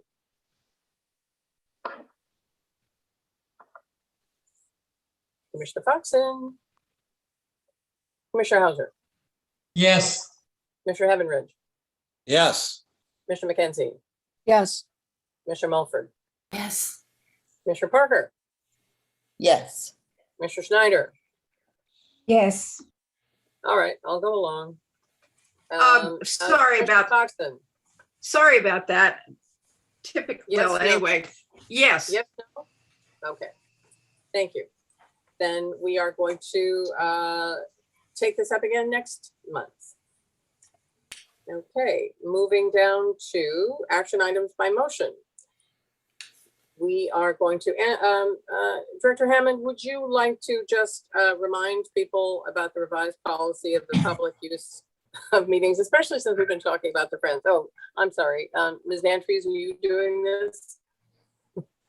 Yeah, good evening, Chair Foxen, members of the Commission, Director Hammond, Sarah Vantries, Public Services Division Manager. And yes, tonight for your approval, we have an update of the policy for the public use of the meeting or forum rooms at the library. Just to clarify right off the bat, these meeting rooms are used primarily for library-sponsored activities, and that includes our own library programs and internal meetings, as well as meetings of the Friends of the Library, their book sales, library advisory board meetings, other internal uses. So I just wanted to clarify that this policy is just about the conditions for outside users of these meeting rooms. We are accomplishing a few different goals with tonight's policy revision. But first, I just wanted to kind of underscore for the commission and the community that the fundamental premise of these outside meeting room, making the meeting room available for outside use, that premise has not changed. Our goal is to make the meeting rooms available as a forum, but we do not sponsor or endorse the view of the outside groups using the room. And that's very important because we're providing that First Amendment space without being responsible for its content. And so it's important for us to have a policy that allows us to provide that opportunity equally to the community. So looking at the changes tonight, a very obvious change is that the policy is now formatted in our standard format. And I know that can make it a little hard to review the old and new policies side by side, but you can see the main change there is it's actually quite a bit longer. We did not change very much of the content, but we added quite a number of clarifying details and definitions to make it much easier for staff and the public to understand how to use the policy. So you'll see that in a few areas. We updated the definitions of the two outside room user types. We've always had those two types of a free reservation and a fee-based rental. And we've added the clarifying details to help people know where they fall in. We've also expanded information about the limits for use, such as the number of users, the number of meetings per year, the time periods for when people can apply for use or cancel that. There are many details added about safety, standards of behavior, liability, insurance requirements, and some other special conditions. And again, this is really just expanding on our current practice with those additional details that help us to put safety first and make sure that users understand their responsibilities. There is a new section here as well. It's about providing some publicity guidance to our outside users. This really reflects our current practice, but we want to add a new requirement that outside users make it very clear, again, that their activities are not sponsored by the library or endorsed by the library. And again, that's really critical for establishing that difference between the library as the forum and then the content, which is coming from our community members. We're not promoting a particular cause or viewpoint. And then the final change to the policy is adding more information about the library director's role in setting the policy and implementing it, and namely that the director may authorize additional restrictions or exceptions that are consistent with the policy and help us to implement it equitably. So I know it's a long meeting tonight. I can get into many more details if there are questions or any comments for us tonight. Thank you very much. And I am going to, we can have a discussion after a move in a second, and I'd like to take the chair's privilege to move to approve this policy. Have a second? Second. I'll second. Discussion. Discussion after the second. Discussion after the first and the second. I believe Commissioner Cahill was the second. Yes. Okay. Discussion. Commissioner McKenzie. Yeah, I would just like to point out one thing. I went to the 50th anniversary of the Central Library a few years ago, and the historian was talking about it, about how the forum room down there was circular and built in, and I don't know, respect to the forum, the concept of the Roman Forum. That's why it's called the Forum Room. But none of the other libraries have forum rooms. And in Rohnert Park, we would not have the new library that we have without the leadership of a councilman named Armando Flores. And we named the meeting room, or well, I didn't, but the meeting room is named after him, and it's the Flores room. So I've heard, branch managers a lot of times talk in Rohnert Park, the meeting is in the forum room, and it's not.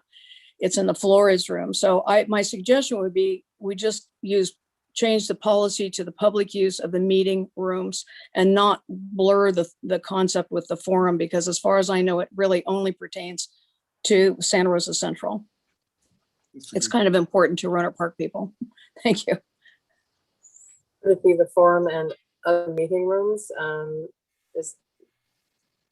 Any other comments? Yes, I have a couple of questions. One of them, or actually three. One of them is scheduling still going to be done at the branch, or is the idea behind this to centralize scheduling at HQ? Commissioner Engelbarth, I can answer that. The policy doesn't describe all of those detailed procedures, but it's our intent at this time that we would still be scheduling branch by branch, because as Commissioner McKenzie points out, nearly all of our locations have these rooms. So we're not looking, it's scheduling the meetings is really more of a question of availability, and that's often best handled at the branch level. Okay, thanks. Just wanted to double check that. The other thing, one other thing is on where it refers to the standards of care and the fee schedule, I'm wondering whether the policy could include links to the pages on the website that have those policies so that they're easily, when somebody's reading the policy, they have a way of linking up to them without, very much searching around. Yeah, thank you. That's a great suggestion. If you look at the way this policy is set up on our website right now, it is not, or in addition to being available as a downloadable document, it's also a web page. And so it makes that linking really easy. Oh, good. You said this is a very, practical policy. And so after you have approved it, we'll be able to update the website and then also include those links to standards of behavior, the fee schedule, and in addition, the application and other procedures that are not part of the policy. Okay, then my last question is on the part of the policy towards the end where it talks about denials of the meeting rooms and that they are appealed to the library director who has the final say. Our bylaws in the JPA provide that the commission is available or is there to review decisions of the director that might be appealed. And as I understand it, there might very well be an appeals process that was initiated, but I've not been able to find it yet. I haven't asked Jen to find it for me, but I think to approve that part as it reads would be inconsistent with the JPA and with our bylaws.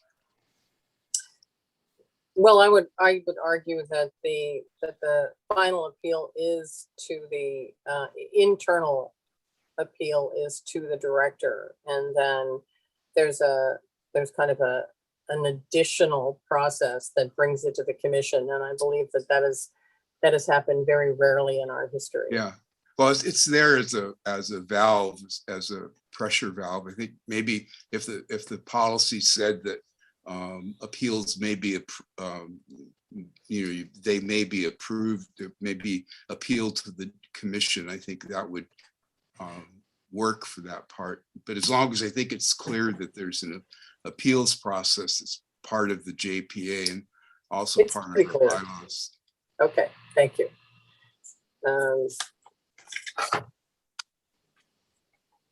And Commissioner McKenzie, if it said forum and other meeting rooms, would you? Can't it just say the meeting rooms? Public use of the meeting rooms? Ms. Vantries, what say you? There's a reason forum is in there, so. Yeah, but it only refers to Santa Rosa Central, as far as I know. I think certainly amongst staff, the phrase forum room is used in most locations. However, if we look at our previous policy, it is called the meeting room use policy. So it would be consistent to drop forum there. And thanks for sharing the history at Central Library. I think we're thinking of the word forum again in the more in the theoretical sense, right? Not necessarily a space of a certain size or shape, but that it is a public forum, as we have outlined in the policy. If it was a lowercase f, that might help. I think calling them meeting rooms is more immediately understandable to most people, and I'm perfectly fine with dropping the word forum. Wonderful. Any other objections? So can we vote on this? I think we have to have an amendment to drop forum. I will, let's see. I will move to approve the new meeting room policy amended to remove the word forum. Do I have a second? Second. Who thinks they were first? I do. Me. I don't care. All right, Neither do I. Mr. Cahill, you were second the first time, so we'll let you have second this time as well. And then we'll take a vote on it. Commissioner Cahill, you're a yes. Yes. Commissioner Elkin. Commissioner Yes. Elkin? Yes. Commissioner Barth. No. Commissioner Foxen, Yes. Commissioner Hauser, Yes. Commissioner Heavenridge, Yes. Commissioner McKenzie, Yes. Commissioner Mulford, Yes. Commissioner Parker, Yes. Commissioner Schneider. Yes. Okay, and I will make it 10-1. Thank you all. Let's see, the revised fund balance policy. Director Hammond, would you like to walk us through this? Certainly. Can we bring that one up, Jen?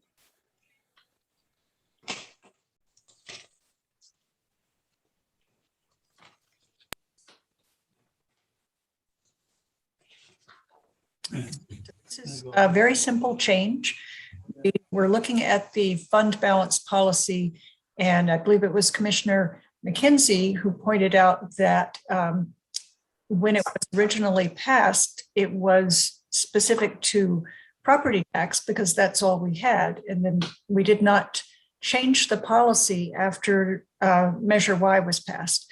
So this update is to specify that the fund balance of both the property tax and the sales tax can be considered for the rainy day fund, and that a minimum of 15% of operating revenue, excuse me, will go into that fund, not 15% flat. So those are the only changes. The rest of the policy is as was before. Do I have a motion to approve? I move approval of the revised fund balance policy as presented. I'll second. Commissioner Mulford, was that you as the second? Not this time. It might have been me. I second it. All Heaven Ridge. Okay. Any discussion?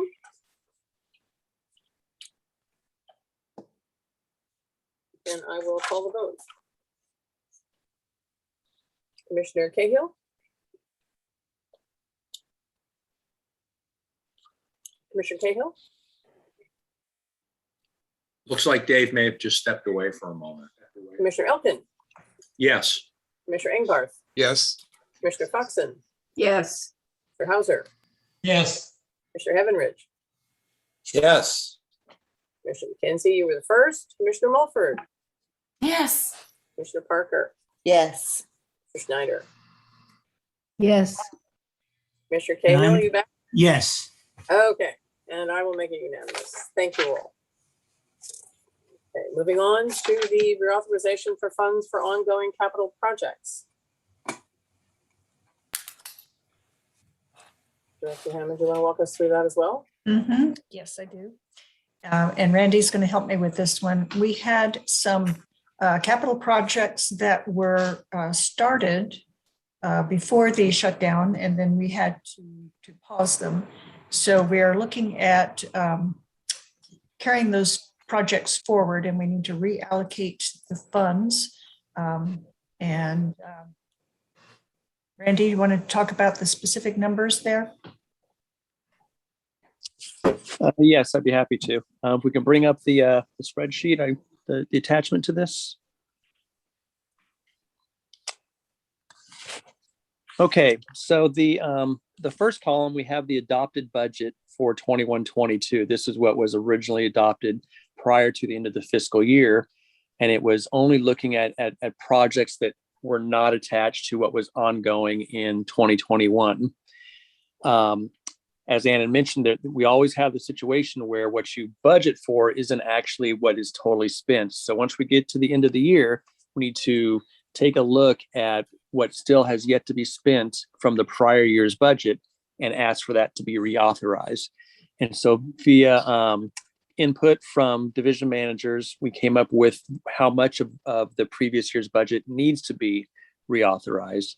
And that would be everything that you see in the gold column under rebudget 2021. So we're asking in total for $2.5 million or $2,563,372 to be reauthorized to be added to the 21-22 budget. In addition, the managers also asked for some new funding that was not originally contemplated for the 21-22 budget. So this is everything in the new column. So an additional $200,000 for the facilities assessment plan, an additional $784,510 for the Petaluma Refresh, which is all coming from the bequests fund. And you can see the breakdown in the bottom right as to which accounts within the bequest fund those funds will be coming from. And then we also have an additional $65,000 for the headquarter refresh phase 4 project. For total capital projects or additional capital projects of $1,049,510. And then in addition, there was a request for an additional $220,000 for landscaping and another $180,000 for exterior painting projects. Again, this was not originally included in the 21-22 budget. And regarding those two line items, that they are being that the 67-33% split that we've discussed for Measure Y is being applied. So if you look at the far right under the budget adjustments, you'll see that that the landscaping has been split between property tax and Measure Y, as well as the exterior painting along that 67-33% split. To continue on with the budget adjustments column, we're basically showing which of the funds is actually paying for the total amount in the new funding, or the reauthorized funding plus the new. You'll see that the majority of this is all being allocated to Measure Y, with the exception of the HQ refresh, which I believe is also has that 67-33% split. The gold box off to the right is showing the impact to fund balance. The fund balance figures that are presented for each of the individual funds, so property tax, sales tax, and bequests, do represent the adjusted fund balance to reflect the correction of the errors that we had discussed earlier.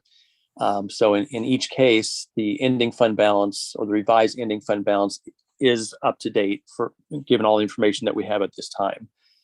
So again, 6.4 million in property tax, 13 million in sales tax, and the bequest will still have a $3 million fund balance after all this is said and done.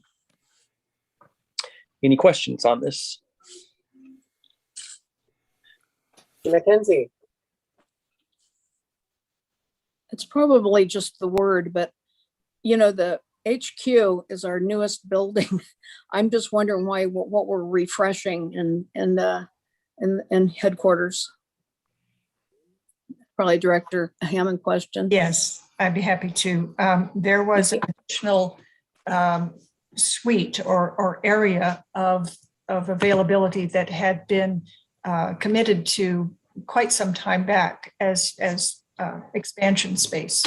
And so since we had already, we were already paying for the lease on that area, but not having any use of it, we decided that the highest use would be to use it for IT, for expansion space, because they have a lot of very sensitive equipment that needs to be carefully monitored and dealt with.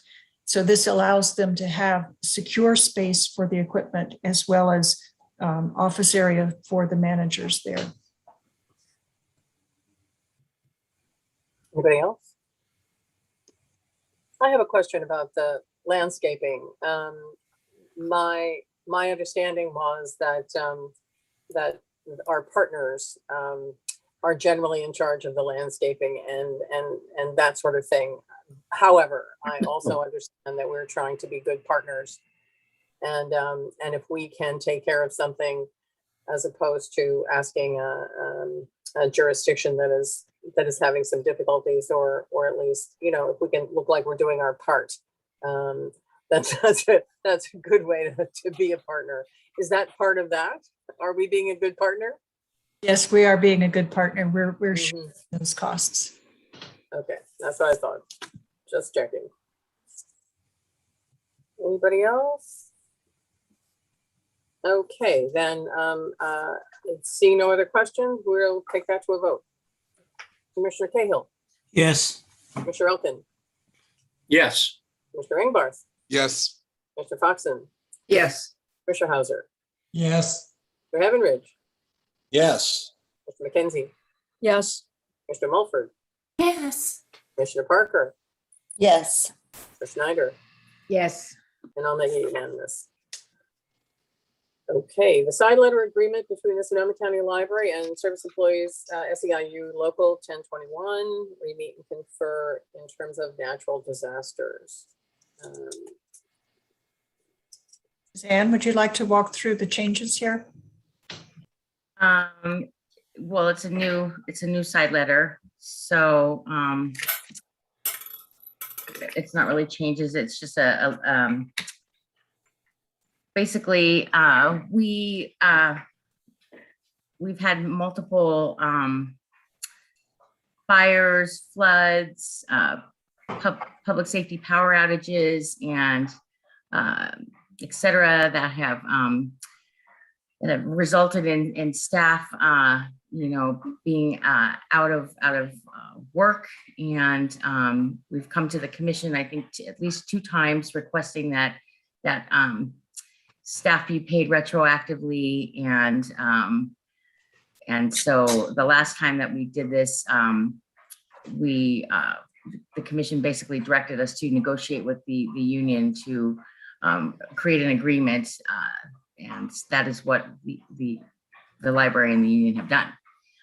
While this is a side letter, and side letters will expire at the end of the contract, which will expire, on October 31st. It is the library's intent to write this, and the union's intent to write this into the successor contract. So basically what the intent was is that at the beginning of the fiscal year, we would provide staff with the bank of time would not carry over, but it would be, based on FTE, 5 days of a bank of, we'll call it natural disaster pay. And again, prorated after the fiscal year, and prorated based on FTE. And it would be used in very specific instances. Obviously in this case, it would only be retroactive to the date the side letter was signed. And we really think that this shows that we've made some strides in working towards creating a partnership with the union. I think that it really does go to show that, since 2017, 8 of the largest fires that have occurred have been in this time, and they've occurred in California. So we really did want to hone this in, and we do have very specific parameters. And I think that's all I have for now, unless our counsel, Phil Wright, wants to add anything. Yeah, I would add a little bit if I could, Chairman and Commission.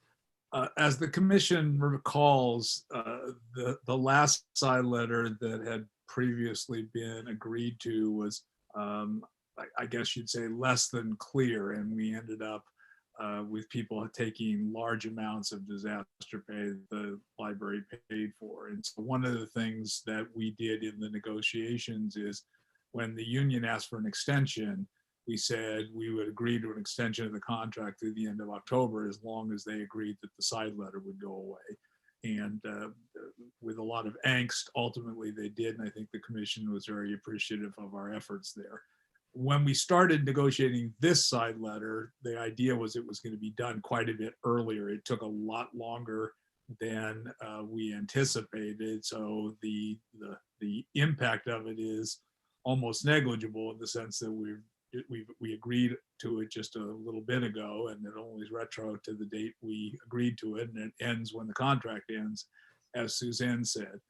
The only thing I want to add, so that you don't have any misunderstanding, is that while this is the 40 hours annually not carrying over, is what we believe the commission had authorized us to do, and that is what we have also proposed for the ongoing MOU.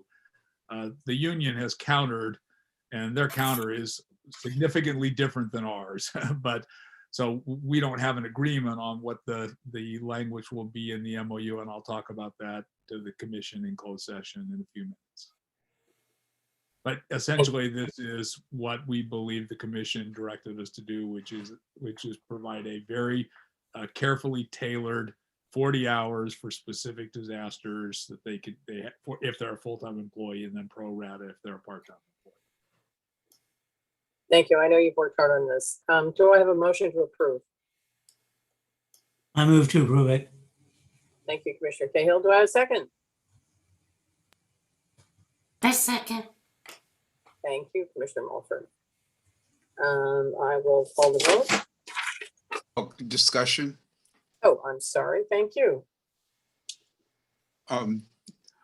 It's a simple question, but the side letter, which I think is great that you guys are able to negotiate this, is whose word is it, or who declares an emergency? It doesn't seem in the policy that it says who determines what, like, for example, an air purity emergency might be.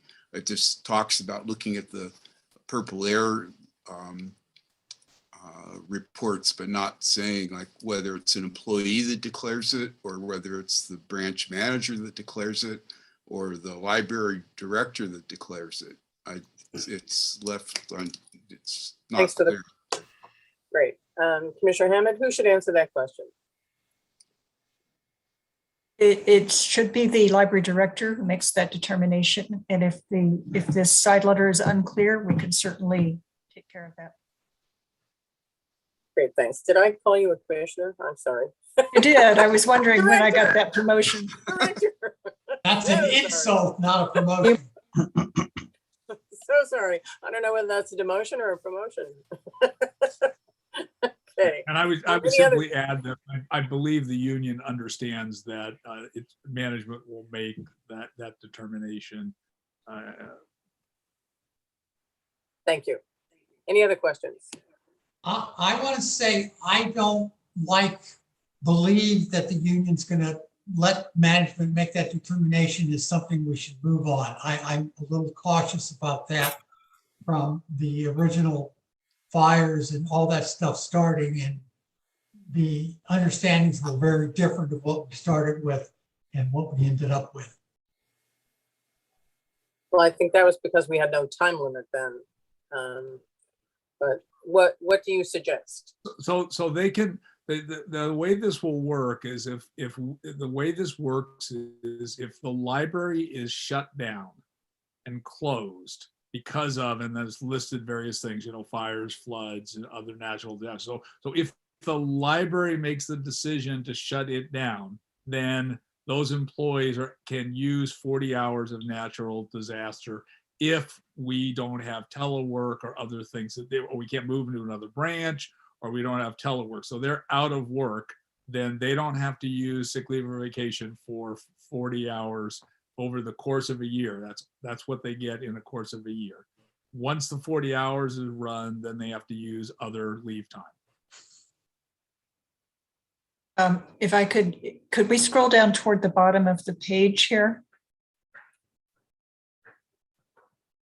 I just wanted to add that, sorry. And just one moment, please. There's a place where it says natural disaster declared by a government agency. Well, this is just the descriptive thing. This isn't the Okay, so let's go gotta to keep going. It's been signed. first page of the policy.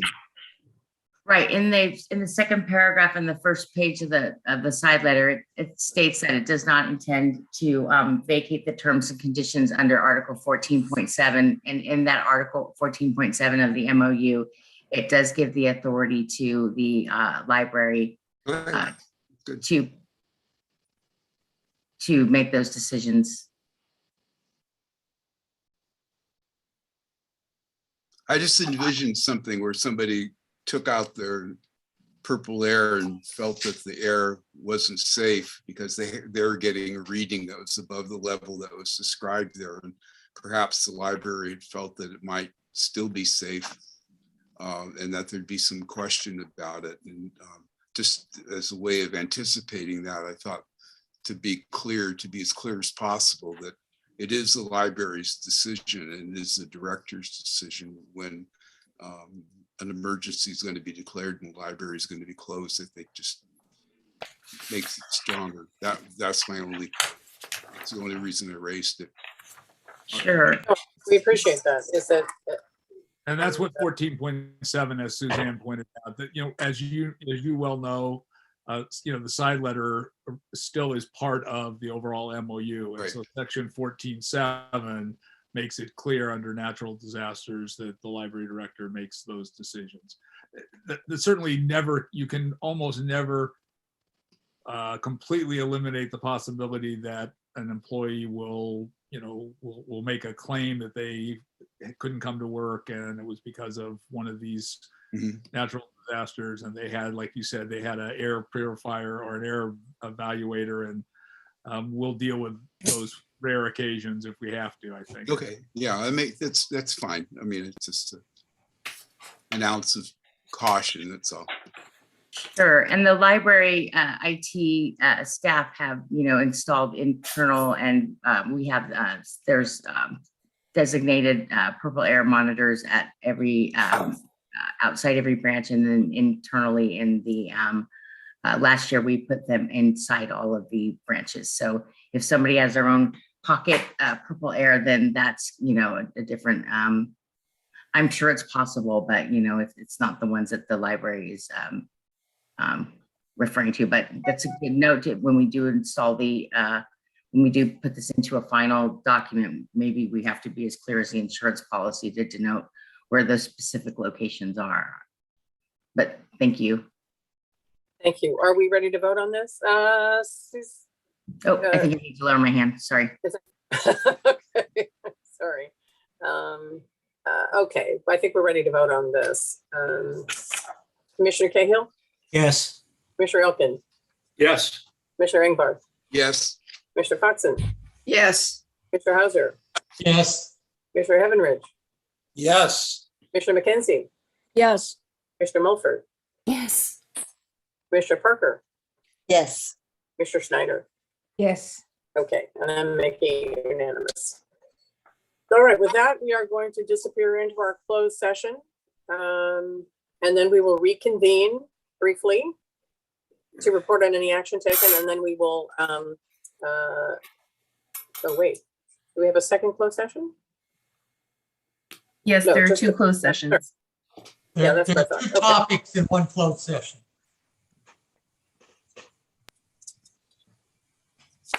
Okay, I thought it was different. I think that, anyway, okay, we are going to move into closed session. Thank you.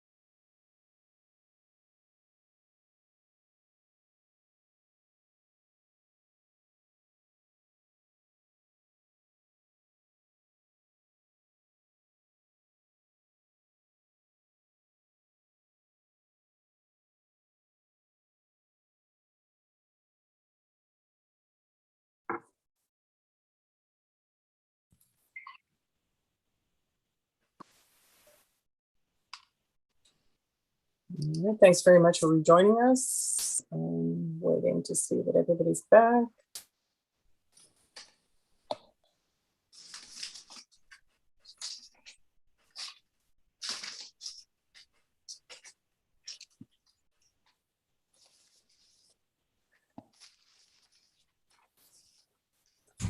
Okay. The closed session, we discussed, we had a conference with our labor negotiator pursuant to Government Code 54957.6. There was no action.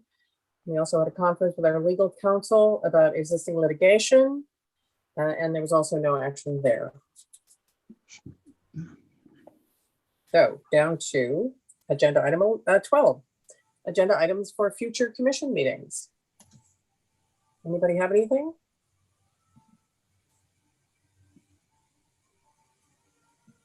I'm not seeing any hands. I would like to have the library's appropriation limit with Sonoma County on the agenda. We need to do that. We need to look at that annually, and we're coming up to the limit, one of the financial limits, I think. So we need to take a look at that. And I also think that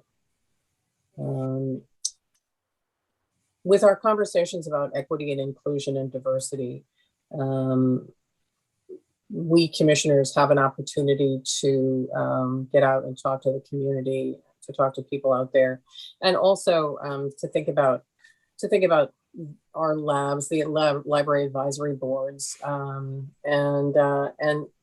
some of our library advisory boards they don't have a whole lot of diversity on the boards. And I think that that's something that we can help with.